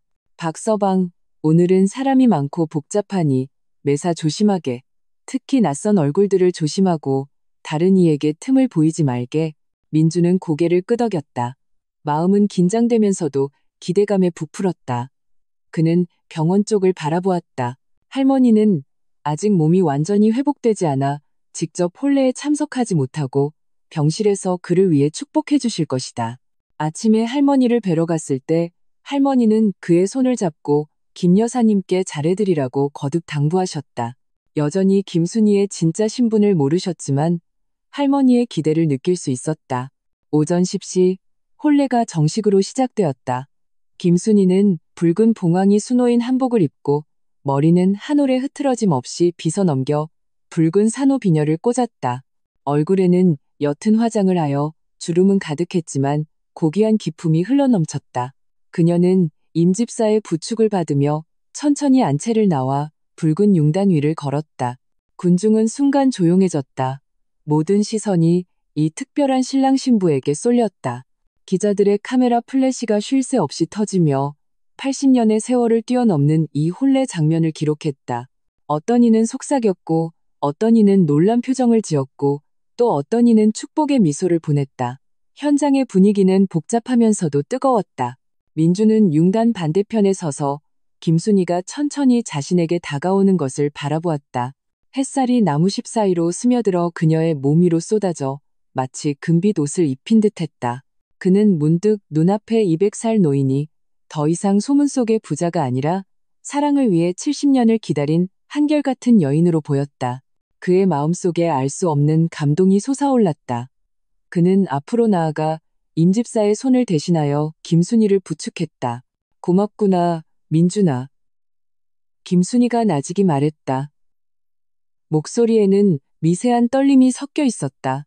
김 여사님, 제가 더 감사합니다. 민준이 낮은 목소리로 대답했다. 할머니를 구할 기회를 주셔서 감사하고 제 할아버지의 이야기를 알게 해주셔서 감사합니다. 김순희는 그를 보며 만족스러운 미소를 지었다. 혼례의식은 뜰 중앙에서 거행되었다. 사회는 읍내에서 명망 있는 노 선생이 맡았다. 그는 목을 가다듬고 큰 소리로 외쳤다. 좋은 때가 되었으니 혼례를 시작하겠습니다. 첫째, 천지신명께 절을 올립니다. 민준과 김순희는 나란히 서서 하늘과 땅을 향해 깊이 절했다. 둘째, 조상님께 절을 올립니다. 양가 어른들이 모두 세상을 떠났기에 그들은 청운각의 조상 위패를 향해 절했다. 마지막으로 부부가 서로 절을 올립니다. 민준과 김순희는 몸을 돌려 서로 마주 보았다. 그는 김순희의 세월의 흔적이 가득하지만 여전히 맑은 눈을 바라보며 만감이 교차했다.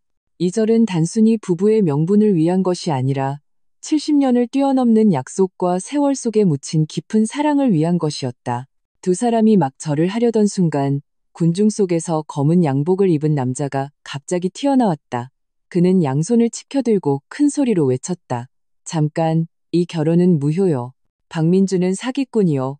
현장은 순식간에 아수라장이 되었다. 모든 사람의 시선이 이 남자에게 쏠렸다. 민주는 그가 김영철의 변호사인 장기명임을 알아보았다. 전에 김영철이 청운각에서 소란을 피울 때 그도 곁에 있었다. 당신은 누군데 여기서 함부로 짓거리는 거요. 임집사가 앞으로 나서 신랑 신부 앞을 막으며 큰 소리로 꾸짖었다. 장기명은 냉소하며 군중을 둘러보고 큰 소리로 말했다. 나는 김영철 선생의 변호사요. 오늘 내가 온 것은 박민준의 정체를 폭로하기 위해서요. 그는 박씨 가문의 후손도 아니고 김 여사님께서 기다리시던 사람도 아니오. 그는 그저 부귀를 탐하는 가난뱅이일 뿐이오. 청운각의 재산을 얻기 위해 고의로 김 여사님을 속인 것이오. 군중은 순식간에 술렁이기 시작했다. 뭐라고? 사기꾼이라고? 어쩐지 젊은 놈이 100살 노인한테 장가를 든다 했더니 돈 때문이었구먼. 김 여사님, 정말 속으신 거 아니야? 기자들은 더욱 흥분하여 펀펀히 그에게 다가가 마이크를 들이댔다. 장 변호사님, 박민준이 사기꾼이라는 증거가 있습니까? 장기명은 서류 가방에서 서류 한 뭉치를 꺼내 높이 들어올렸다. 이것이 내가 조사한 증거요. 박민준의 할아버지, 이름은 박만식으로 박수연이 아니오. 그는 해남의 평범한 농부였고 평생 해남을 떠난 적이 없소. 교사로 일하거나 군대에 갔다는 것은 전부 거짓말이오. 박민주는 김 여사님의 신임을 얻기 위해 고의로 할아버지의 이야기를 꾸며낸 것이오.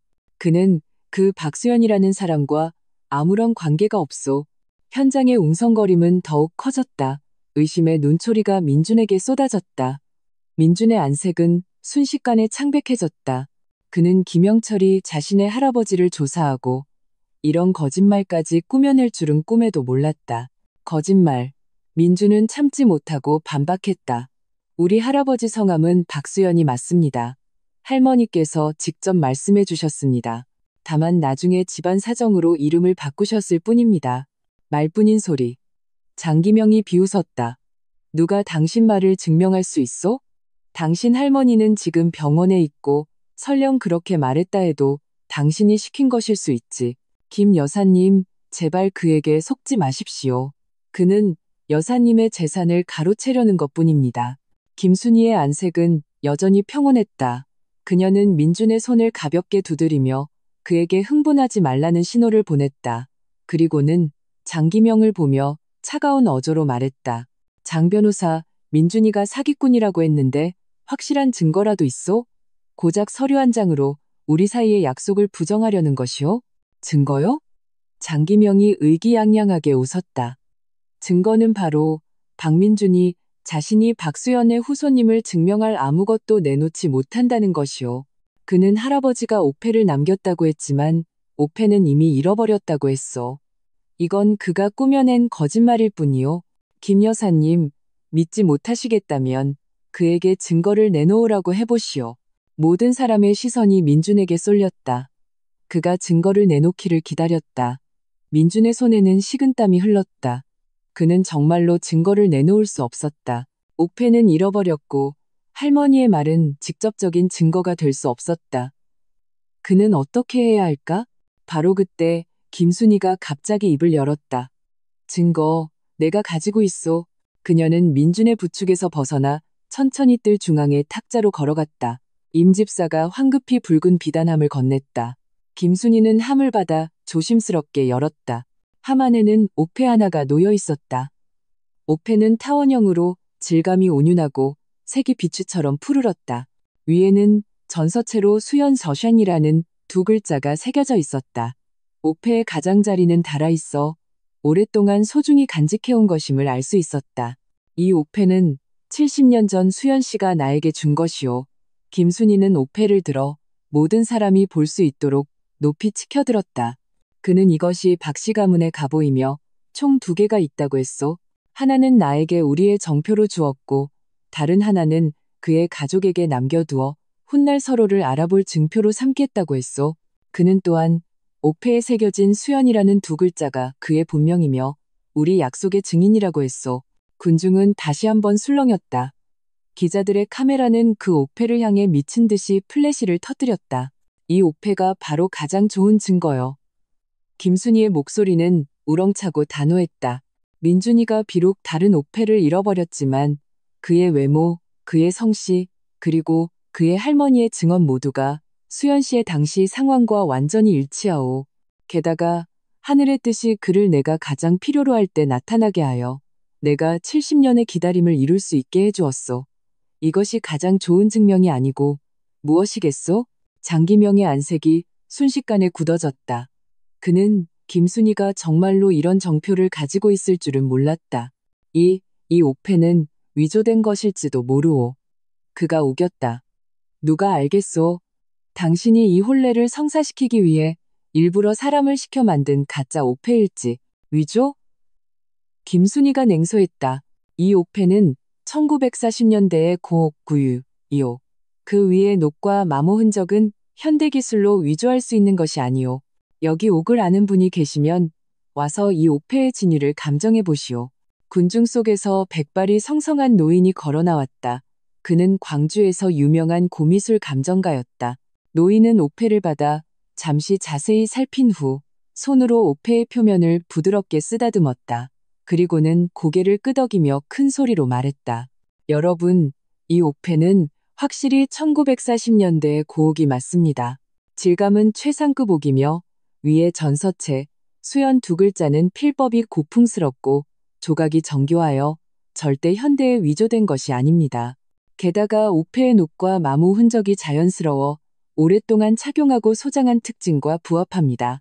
적어도 70년의 역사를 가지고 있습니다. 감정가의 말은 장기명의 거짓말을 완전히 박살냈다. 현장의 웅성거림은 점차 잦아들었고 의심의 눈초리는 놀라움과 존경으로 바뀌었다. 장기명은 얼굴이 창백해져 그 자리에 서서 어찌할 바를 몰랐다. 그때 군중 속에서 경찰 몇 명이 걸어나와 곧장 장기명 앞으로 갔다. 장기명 씨, 당신을 명예훼손 및 증거 위조 혐의로 고발장이 접수되었습니다. 저희와 함께 가주시죠. 알고 보니 임 집사는 김영철이 혼례에서 소란을 피울 것을 미리 예상하고 경찰에 미리 신고해 두었던 것이다. 그가 제 발로 함정에 빠지기를 기다렸던 것이다. 장기명은 저항하려 했지만 경찰에게 단단히 붙잡혀 수갑이 채워졌다. 그는 끌려가면서도 김영철이 당신들을 가만두지 않을 거요. 라고 소리쳤다. 현장에서는 다시 한번 박수갈채가 터져나왔다. 이번 박수는 축복과 존경을 담고 있었다. 기자들이 몰려와 김순희와 민준을 인터뷰하려 했지만 임 집사가 막아섰다. 귀빈 여러분, 와주셔서 감사합니다. 혼례에 작은 소란이 있었지만 이제 계속 진행하겠습니다. 임 집사가 큰 소리로 말했다. 사회자가 황급히 말을 받았다. 부부가 서로 절을 올립니다. 민준과 김순희는 다시 몸을 돌려 서로 마주 보았다. 이번에는 의심과 소란 없이 조용한 축복만이 가득했다. 그들은 깊이 절하며 이 세기를 뛰어넘는 맞절을 마쳤다. 예식이 끝났습니다. 사회자가 큰 소리로 선포했다. 군중 속에서 열렬한 박수와 환호성이 터져나왔다. 폭죽 소리가 울려 퍼지고 붉은 종이 조각이 하늘을 가득 메우며 그들의 몸 위로 떨어졌다. 민준은 김순희를 부축하며 천천히 안채로 돌아왔다. 그는 김순희 손에 들린 옥패를 보며 마음속 의문이 마침내 풀렸다. 이 옥패가 바로 70년 전 할아버지와 김순희의 정표였고 그들 약속의 증인이었다. 그리고 자신은 이 약속의 계승자였다. 김순희는 그의 마음을 읽은 듯 옥패를 그에게 건넸다. 민준아, 이 옥패는 이제 내게 맡기마. 제가 가질 수 없습니다. 민준이 황급히 사양했다. 이것은 여사님과 할아버지의 정표입니다. 여사님께 너무나 소중한 물건입니다. 어리석은 아이, 김순희가 미소 지었다. 이 옥패는 원래 박씨 가문의 것이어야 한다. 수연 씨가 그때 말했지. 우리가 결혼하면 이 옥패를 우리 아이에게 물려주겠다고. 이제 너는 박씨 가문의 후손이자 내 사위다. 이 옥패는 당연히 네가 간직해야 한다. 민주는 옥패를 받았다. 손에 닿는 감촉이 온윤했다. 위에 수연 두 글자는 마치 온기를 품고 70년 전의 깊은 사랑을 전하는 듯했다. 그는 옥패를 꽉 쥐었다. 마음은 감동과 책임감으로 가득 찼다. 혼례의 소동은 마침내 끝났다. 하객들은 펀폰이 앞으로 나와 축하를 건넸다. 청운각의 분위기는 다시 경사스럽게 변했다. 민주는 눈앞의 모든 것을 보며 마음속 한 구석이 불안했다. 김영철이 직접 나타나지는 않았지만 장기명의 소동을 통해 그가 절대 이대로 물러서지 않을 것임을 깨달았다. 그는 김영철이 다음에 또 어떤 수단을 쓸지 알 수 없었다.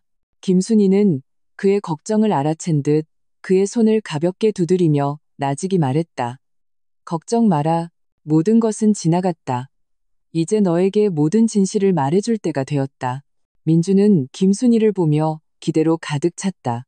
그는 첫날 밤 김순희가 70년의 과거사를 온전히 그에게 들려줄 것임을 알았다.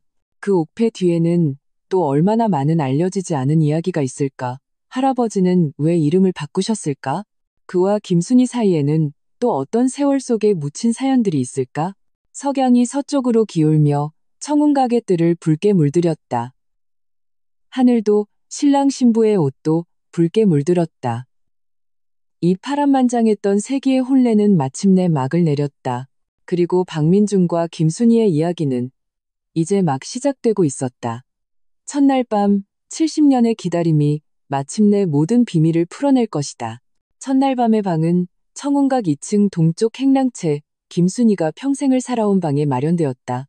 보통의 신방처럼 붉은 비단으로 화려하게 꾸미지는 않았고 창문에 작은 비단이 자도상을 붙이고 탁자 위에 희미한 등잔불 하나를 켠 것이 전부였다.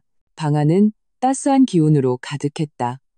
구석의 장식장에는 낡은 도자기 몇 점이 놓여 있었고 화장대 위에는 옥패가 담긴 붉은 비단함과 빛바랜 헝겊 인형 하나가 있었다. 한눈에 봐도 세월의 흔적이 묻어나는 물건들이 조용한 분위기를 자아냈다. 박민주는 김순이를 부축해 방으로 들어서며 여전히 어색한 마음을 감출 수 없었다. 그는 자신의 첫날 밤이 이런 모습일 줄은 상상도 못했다. 곁에 있는 아내는 100살 노인이고 달콤한 사랑의 속삭임 대신 세월을 초월한 평온함과 묵직함이 있었다. 그는 김순이를 침대 옆 등나무 의자에 앉혀드리고 자신은 작은 의자를 가져와 맞은편에 앉았다. 손에는 여전히 수연이라는 글자가 새겨진 옥패를 쥐고 있었다. 손끝으로 옥의 온기가 느껴졌다. 안거라 아이야. 김순이의 목소리는 가냘팠고 피곤함이 묻어났지만 눈빛만은 환하게 빛나고 있었다. 오늘 하루 종일 고생 많았고 억울한 일도 겪었지. 민주는 고개를 저었다. 억울하지 않습니다. 다만 영철 아저씨가 그렇게까지 할 줄은 몰랐습니다. 그는 잠시 망설이다 마음속에 의문을 꺼냈다. 김 여사님, 그가 소란을 피울 것을 미리 알고 계셨습니까? 짐작은 했다. 김순이가 미소 지었다. 눈가에 주름이 활짝 핀 국화처럼 모여들었다. 그는 청운각의 재산을 수십 년 동안 탐내왔다. 내가 모든 것을 너에게 넘겨주는 것을 눈뜨고 볼 리가 없지. 다만 그가 내 할아버지의 이름을 꾸며내고 변호사까지 데려와 너를 모함할 줄은 몰랐다. 그럼 어떻게 제가 박수연 할아버지의 후손이라고 확신하셨습니까? 민준이 조용히 물었다. 이것이 그의 마음속 가장 큰 의문이었다. 김순이는 바로 대답하지 않고 화장대 위에서 빛바랜 헝겊 인형을 집어들었다. 인형은 거친 천으로 만들어졌고 눈은 검은 단추를 꿰매 붙였으며 머리카락은 삼배실로 따아 이미 조금 풀려 있었다. 이것을 보아라. 그녀는 인형을 민준에게 건넸다. 1952년 여름 수연 씨가 나에게 준 것이다. 민준은 인형을 받았다. 손에 닿는 감촉이 부드러웠고 옅은 나프탈렌 냄새가 풍겼다. 그는 이 소박하지만 정교한 인형을 보며 70여 년 전 젊은 할아버지가 김순이를 위해 직접 인형을 만드는 모습을 상상했다. 마음속에 시큰한 감정이 차올랐다. 1952년 내가 막 22살이 되었을 때 나는 김씨 염전의 큰 아가씨였지. 김순이의 시선은 창밖을 향했다. 마치 밤의 어둠을 꿰뚫고 그 먼 시절로 돌아간 듯했다.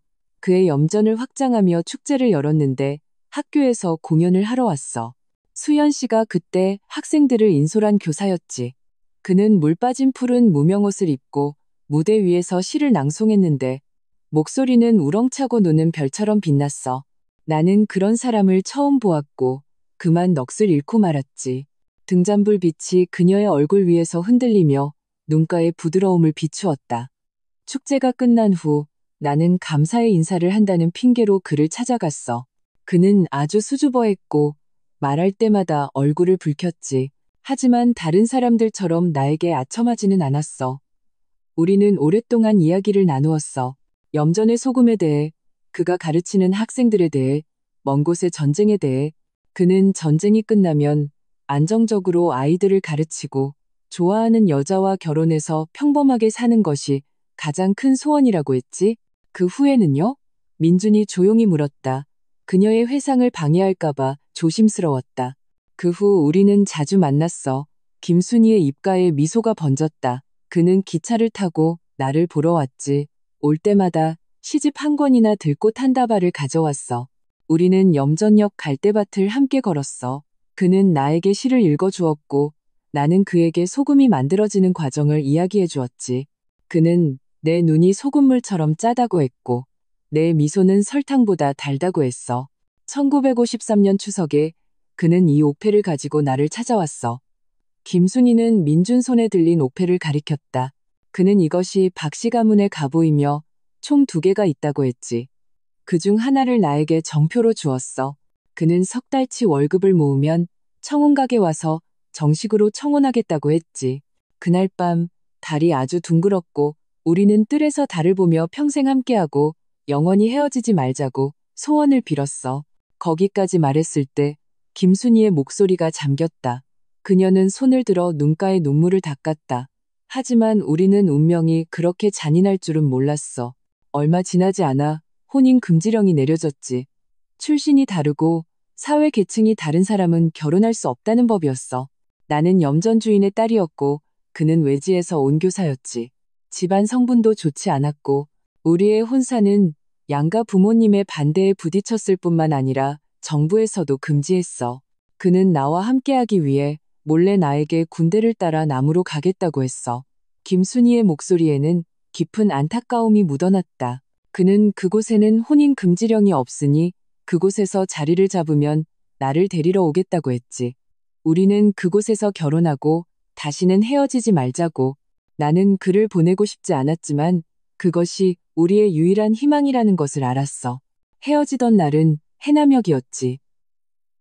안에는 내가 꿰매준 옷과 그 시집이 들어있었지. 그는 나를 안으며 기다려달라고, 꼭 기다려달라고 했어. 길어야 3년, 반드시 돌아오겠다고. 나는 울면서 고개를 끄덕였고 직접 짠 목도리를 그의 목에 둘러주며 몸 조심하라고 말했지. 기차가 움직일 때 그는 창문에 매달려 나에게 외쳤어. 순희 씨, 오페의 약속을 기억해요. 내가 영원히 사랑한다는 것을 기억해요. 민준의 눈시울도 뜨거워졌다. 그는 당시의 장면을 상상할 수 있었다. 젊은 연인이 강제로 헤어지고 기차 유리창을 사이에 두고 서로를 바라보며 안타까움과 기대로 가득 찼을 것이다. 그가 떠난 후 나는 매일 그의 소식을 기다렸어. 김순희의 목소리가 낮아졌다. 처음에는 편지를 보내왔어. 그곳에서의 생활을 알려주며 모든 것이 괜찮으니 걱정 말라고 했지. 하지만 1955년이 되자 편지가 끊겼어. 내가 사람을 보내 그의 가족을 찾아보았지만 그의 부모님은 그가 부산에서 보낸 편지 한 통을 받았다고 했어. 외국으로 임무를 수행하러 가야 해서 앞으로는 연락하기 어려울 거라고 했다더군. 그 후로는 아무 소식이 없었지. 나는 그가 나를 버렸을 거라고 믿지 않았어. 김순희의 눈빛이 단호해졌다. 사람을 보내 그를 찾아보았지. 1년, 또 1년. 하지만 매번 실망만 안고 돌아왔어. 어떤 이는 그가 임무 중에 전사했다고 했고, 어떤 이는 외국에 정착했다고 했고, 또 어떤 이는 이미 다른 여자와 결혼했다고 했지. 하지만 나는 믿지 않았어. 나는 그가 반드시 돌아와 우리의 약속을 지킬 거라고 믿었어. 그렇게 70년을 기다렸지. 그녀는 가볍게 한숨을 쉬었다. 말투에는 세월의 풍상이 가득했다. 나는 청운각을 지키고 염전을 지키고 이 옥패와 헝겊인형을 지키며 검은 머리가 흰 머리가 될 때까지 꽃다운 나이에서 100살 노인이 될 때까지 기다렸어. 주변 사람들은 모두 나에게 포기하라고 어리석다고 했지만 내 마음속에는 항상 한 가지 생각이 있었어. 내가 살아있는 한 반드시 그가 돌아오기를 기다려야 한다고. 나중에 내가 나이가 들고 몸도 점점 약해졌지. 나는 내가 그를 기다리지 못할 수도 있다는 것을 알았어. 김순희는 민준을 바라보았다. 눈빛은 부드럽고 간절했다. 나는 생각했지. 그가 세상에 없다 해도 그의 후손은 남아있을지도 모른다고. 그래서 대릴 사위를 구하기로 결심했어. 조건은 20살에서 25살 사이의 박씨 총각, 몸이 건강할 것. 이게 얼마나 황당한 일인지 알지만 나에게는 다른 방법이 없었어. 나는 정말로 네가 나타날 줄은 몰랐다. 그녀의 목소리가 잠겼다. 처음 너를 보았을 때 나는 깜짝 놀랐어. 너는 수연 씨 젊었을 때와 똑같이 생겼고 말하는 투, 걷는 모습까지도 닮았어. 나는 이것이 하늘이 나를 불쌍히 여겨 너를 보내준 것이라고. 내가 살아생전에 우리의 약속을 이룰 수 있게 해준 것이라고 믿었어. 민주는 옥패를 쥔 손을 가볍게 떨었다. 마음이 무언가로 가득 차 쉬고 벅찼다. 그는 마침내 이 황당해 보이는 혼약이 애군을 쫓기 위한 것도 부귀를 탐하기 위한 것도 아니었음을 깨달았다. 그것은 한 100살 노인이 70년의 세월을 바쳐 지켜온 사랑의 약속이었다.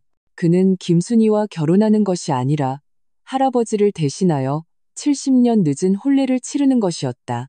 김 여사님, 민준의 목소리가 조금 잠겼다. 죄송합니다. 저는 지금까지 여사님께서 저를 대릴 사위로 맞이하신 것이 단지 제가 할아버지를 닮아 소원을 이루기 위해서라고만 생각했습니다. 이 뒤에 이렇게 깊은 사연이 있을 줄은 상상도 못했습니다. 어리석은 아이야, 사과할 것 없다. 김순이가 미소 지었다. 내가 오히려 너에게 고마워해야지. 네가 아니었다면 나는 이 평생의 약속을 이룰 수 없었을 것이다. 네 할머니의 병은 내가 끝까지 책임질 것이다.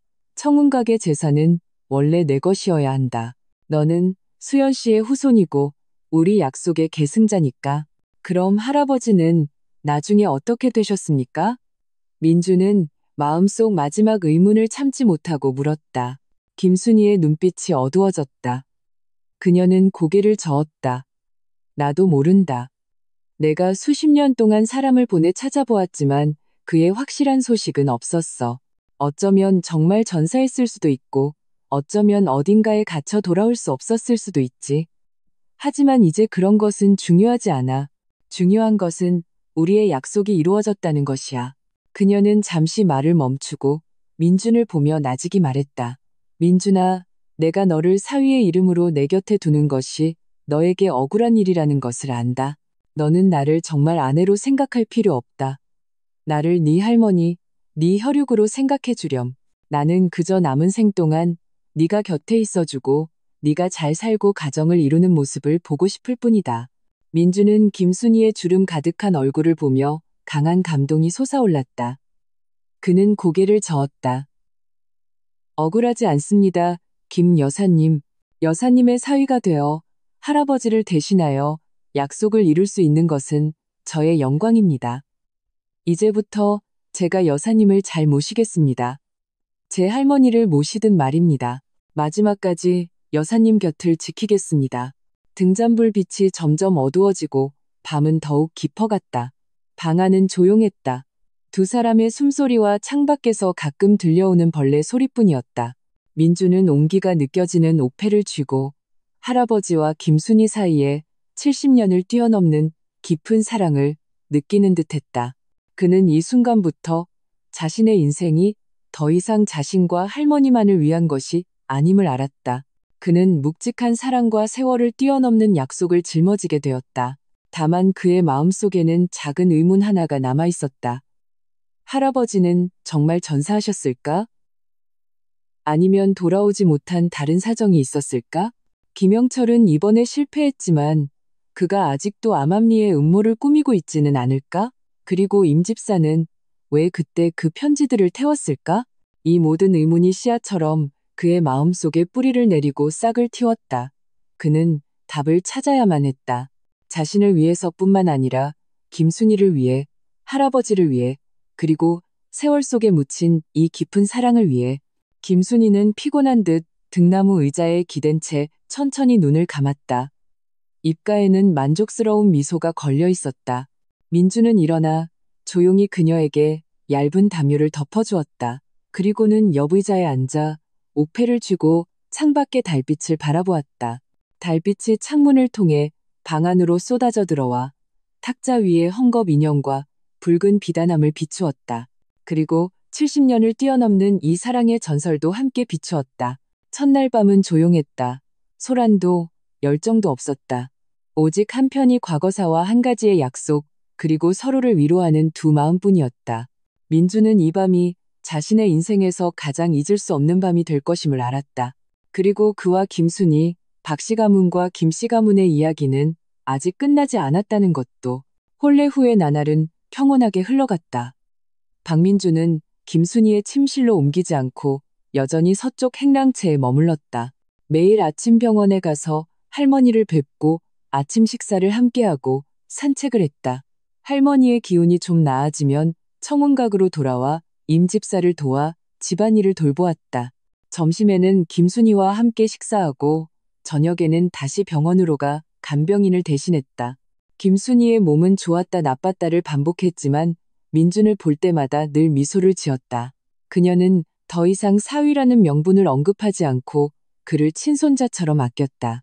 종종 젊었을 때 수연 씨와 갈대밭을 거닐고 달빛 아래 소원을 빌었던 과거를 들려주었다. 그 묻혀있던 기억들은 그녀의 부드러운 목소리 속에서 생생하게 살아났다. 할머니가 퇴원하시던 날, 민주는 특별히 마차를 빌려 할머니를 청운각으로 모셨다. 두 노인이 만날 때 김순희는 직접 대문 앞에 서서 맞이하며 박씨 할머니의 손을 잡고 말했다. 언니, 이제부터 여기가 언니 집이에요. 우리 같이 의지하며 지내요.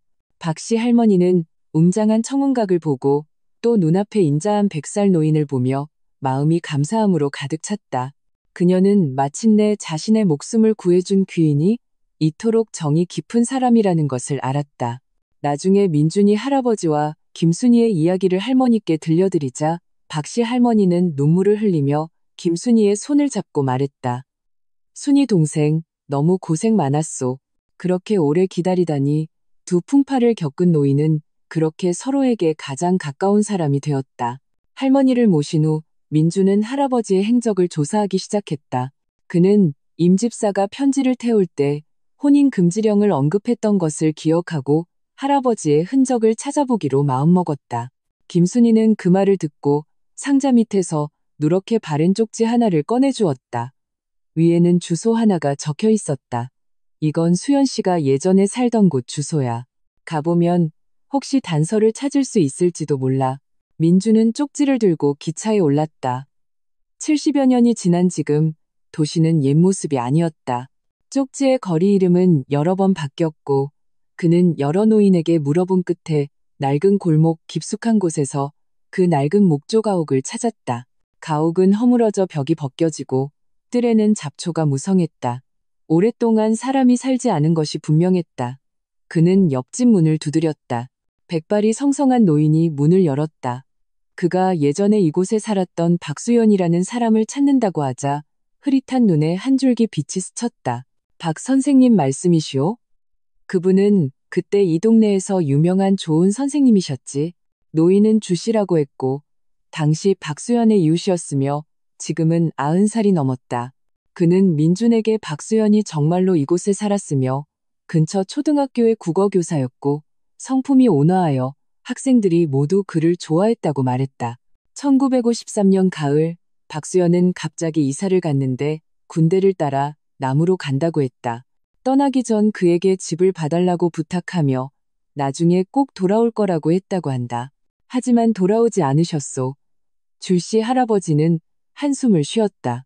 2년쯤 지나서 남쪽에서 돌아온 동양 사람이 소식을 전해왔는데 박 선생님이 그곳에 도착한 지 얼마 안 되어 큰 병에 걸려 병원에 입원했다고 하더군. 그 후로는 소식이 끊겼소. 어떤 이는 돌아가셨다고 하고 어떤 이는 외국으로 치료를 받으러 갔다고도 했지. 아무도 확실히 아는 사람이 없었소. 민주는 가슴이 철렁했다. 설마 할아버지는 정말로 이미 세상에 안 계신 것일까? 그는 포기하지 않고 할아버지가 남긴 물건이 있는지 물었다. 주씨 할아버지는 잠시 생각하더니 안으로 들어가 쇠상자 하나를 가져왔다. 이건 박 선생님이 그때 나에게 맡기신 것이오. 만약 10년 안에 돌아오지 않으면 그를 찾아오는 혈육에게 전해달라고 했지. 안에 그분의 물건들이 들어있어. 자네가 가지게. 민주는 쇠상자를 받았다. 손에 닿는 감촉이 묵직했다.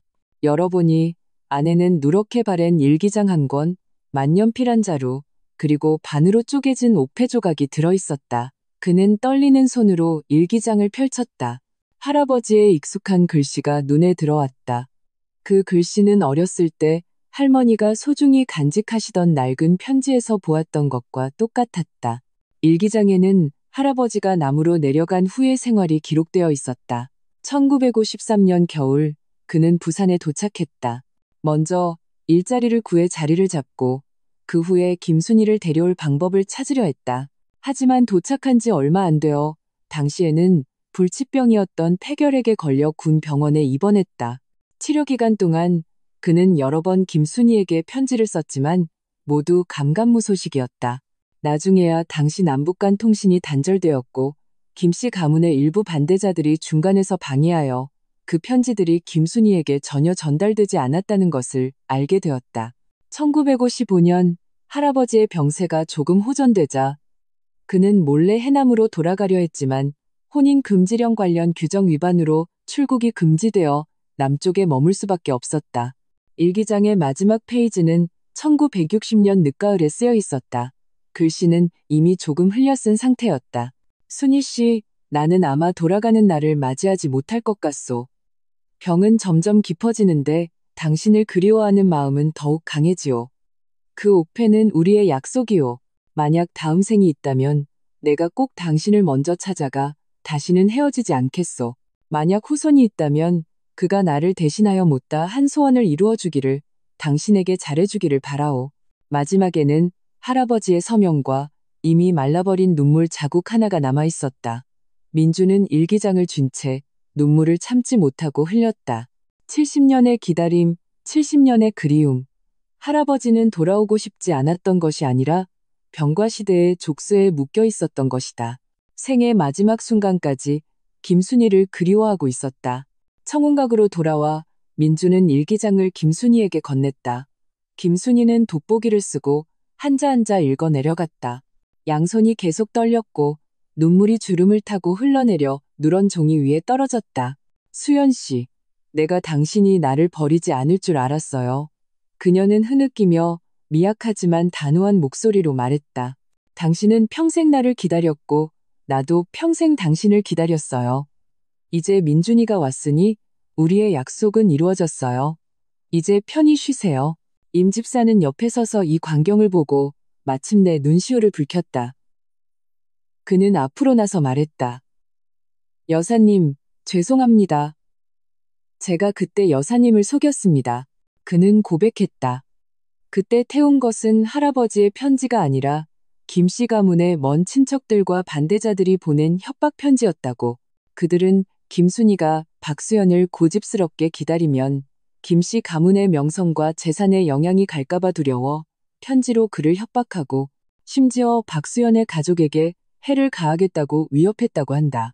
저는 여사님께서 그 편지들을 보시면 상심하실까봐 또 충동적으로 어리석은 짓을 하실까봐 두려워 편지를 태웠습니다. 그리고 박 선생님의 소식을 찾을 수 없다고 거짓말을 했습니다. 임 집사는 깊이 허리를 숙였다. 지난 수년간 제 마음은 늘 불안했습니다. 이제 진실이 밝혀졌으니 저도 마침내 마음을 놓을 수 있게 되었습니다. 김순희는 고개를 저었다. 눈물을 닦으며 말했다. 임 집사, 나는 자네를 원망하지 않네. 자네도 나를 위해서 한 일이었지. 모든 것은 지나갔네. 바로 그때 하인이 김영철이 대문 밖에서 뵙기를 청한다고 보고했다. 민준과 임 집사는 서로를 보며 조금 놀랐다. 그가 아직도 올 용기가 있을 줄은 몰랐다. 김순희는 잠시 생각하더니 말했다. 들여보내게. 김영철이 안채로 들어섰을 때 얼굴은 초췌했고 예전의 기세는 찾아볼 수 없었다. 그는 손에 낡은 편지 봉투 하나를 들고 김순희 앞으로 다가와 깊이 허리를 숙였다. 고모님, 제가 잘못했습니다. 참회하러 왔습니다. 그는 혼례에서 소란을 피운 후 마음이 편치 않아 가문의 예시를 조사하다가 할아버지의 유품에서 낡은 편지 한 통을 발견했다고 말했다. 편지는 김영철의 할아버지가 김순희의 아버지에게 쓴 것이었다. 그 안에는 그때 그가 김씨 가문의 몇몇 어른들과 함께 신분이 맞지 않고 혼인 금지령을 위반한다는 이유로 김순희와 박수연의 혼사를 막았고 박수연이 남쪽에서 보낸 모든 편지를 몰래 가로챘으며 심지어 박수연이 다른 여자와 결혼했다는 거짓 소문을 퍼뜨렸다는 내용이 적혀 있었다. 김순희가 단념하게 하여 김씨 가문의 재산이 결국 김씨 후손에게 돌아가게 하려는 속셈이었다. 제 할아버지가 재산 때문에 고모님의 일생을 망쳤습니다. 김영철은 눈이 충혈된 채 편지를 김순희에게 건넸다. 지난 수년간 저는 탐욕에 눈이 멀어 할아버지처럼 재산을 다투었고 심지어 민준 동생을 모함하는 등 많은 잘못을 저질렀습니다. 이제야 깨달았습니다. 고모님께서 지키신 것은 재산이 아니라 평생의 사랑이었다는 것을요. 제가 추구했던 그런 생활지 옷들은 아무 가치도 없었습니다. 그는 다시 민준을 향해 깊이 허리를 숙였다. 민준 동생, 미안하네. 내가 너무 어리석었어. 자네를 모함해서는 안 됐는데 부디 용서해주게. 김순희는 편지를 보며 오랫동안 말이 없었다. 눈가가 점점 촉촉해졌다. 70년의 기다림. 그것은 단순히 시대의 장벽뿐만 아니라 사람의 계산 때문이기도 했다. 하지만 그녀는 마침내 미소를 지었다. 고개를 저으며 말했다. 모든 것은 지나갔네. 영철아, 네가 깨달았으면 됐다. 사람이 평생 살아도 돈은 가져갈 수 없지만 진정한 사랑만이 가장 귀한 것이야. 민주는 진심으로 참회하는 김영철을 보며 마음속의 원망이 점차 사라졌다. 그는 증오가 문제를 해결할 수 없다는 것을, 할아버지와 김순희의 이야기가 이미 그에게 관용과 소중함을 가르쳐 주었다는 것을 알았다. 영철 아저씨, 지난 일은 지난 일로 덮어두시죠. 이제부터 우리는 모두 한 가족입니다. 김영철은 감사한 눈으로 그들을 바라보고 몸을 돌려 청운각을 떠났다. 나중에 듣기로 그는 자신의 포목점을 팔아 그 돈을 자선단체에 기부하고 시골로 내려가 아이들을 가르치며 평범한 삶을 살았다고 한다. 날이 하루하루 지나고 김순희의 몸은 점점 약해졌지만 늘 예전에 수연 씨와 헤어졌던 해남역에 가보고 싶다고 말했다. 민주는 휠체어를 밀고 그녀와 할머니를 함께 모시고 역으로 갔다.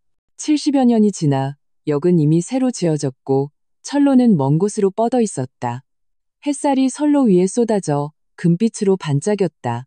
김순희는 휠체어에 앉아 철로의 끝을 바라보며 나직이 말했다. 수연 씨, 당신은 그때 여기서 떠났지요. 이제 내가 왔어요.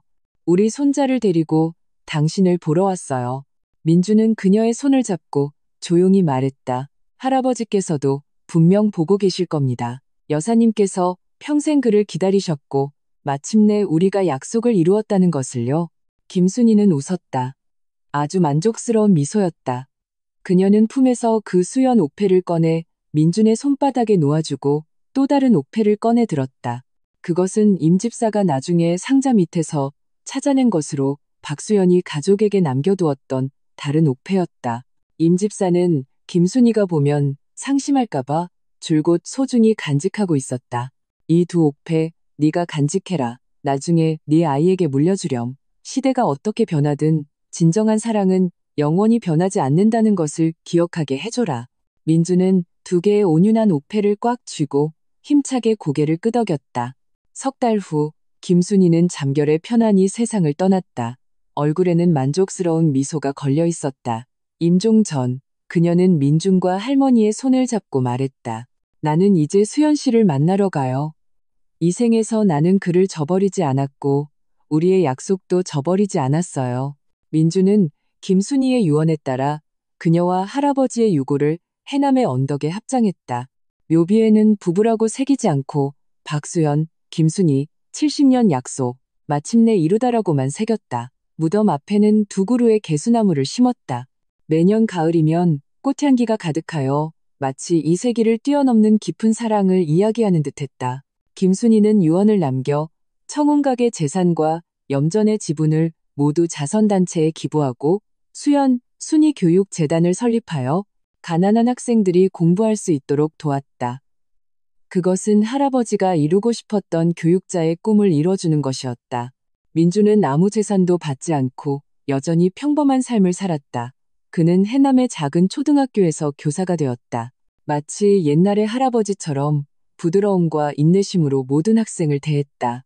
할머니는 청운각에서 편안한 노후를 보내며 종종 뜰의 향나무 아래 앉아 아이들에게 김순희와 박수연의 이야기, 두 옥패의 약속, 그리고 70년의 기다림과 지조를 들려주셨다. 아이들은 넋을 잃고 들었고 그 사랑과 지조에 대한 이야기는 씨앗처럼 그들의 마음속에 뿌리를 내리고 싹을 틔웠다. 몇 년 후 민주는 온화하고 착한 아가씨와 결혼하여 아들을 낳았다. 그는 아들의 이름을 박연욱, 벼앤육라고 지었다. 할아버지와 김순희의 이야기를 기억하게 하기 위해서였다. 그는 종종 두 개의 옥패를 아들에게 보여주며 진정한 사랑은 한순간의 열정이 아니라 평생의 지조와 기다림이며 진정한 약속은 아무리 세월이 흘러도 마침내 이루어진다는 것을 알려주었다. 해남의 논두렁길은 여전히 갯비린내를 머금고 갈대밭은 무성했다. 바람이 잎사귀를 스치며 소리를 내는 것이 마치 70년을 뛰어넘는 사랑의 전설을 노래하는 듯했다. 박민주는 김순희와 할아버지의 무덤 앞에 서서 곁에 있는 아내와 아들을 보고 손에 쥔 옥패를 보며 마음이 평온과 감사로 가득 찼다. 그는 운명이 이미 정해져 있었음을, 자신이 단순히 할머니의 목숨을 구한 것이 아니라 세기를 뛰어넘는 깊은 사랑을 이어가고 두 외롭게 기다리던 영혼이 마침내 다시 만나게 해주었음을 알았다. 석양이 서쪽으로 기울며 묘비 위에도 민준의 얼굴 위에도 쏟아졌다. 그 옛날의 의문, 오해, 증오는 모두 세월의 강물 속에서 점차 사라지고 오직 진정한 사랑과 지조만이 시간 속에서 찬란하게 빛나고 있었다. 세상에서 가장 감동적인 이야기는 아마도 이와 같을 것이다. 산과 바다를 넘고 세월을 넘어 오직 한마디의 약속을 위해 평생을 지키고 마침내 이루어내는 것. 이상으로 오늘 영상의 모든 내용을 마칩니다. 만약 관심 있는 주제가 있다면 댓글로 알려주세요.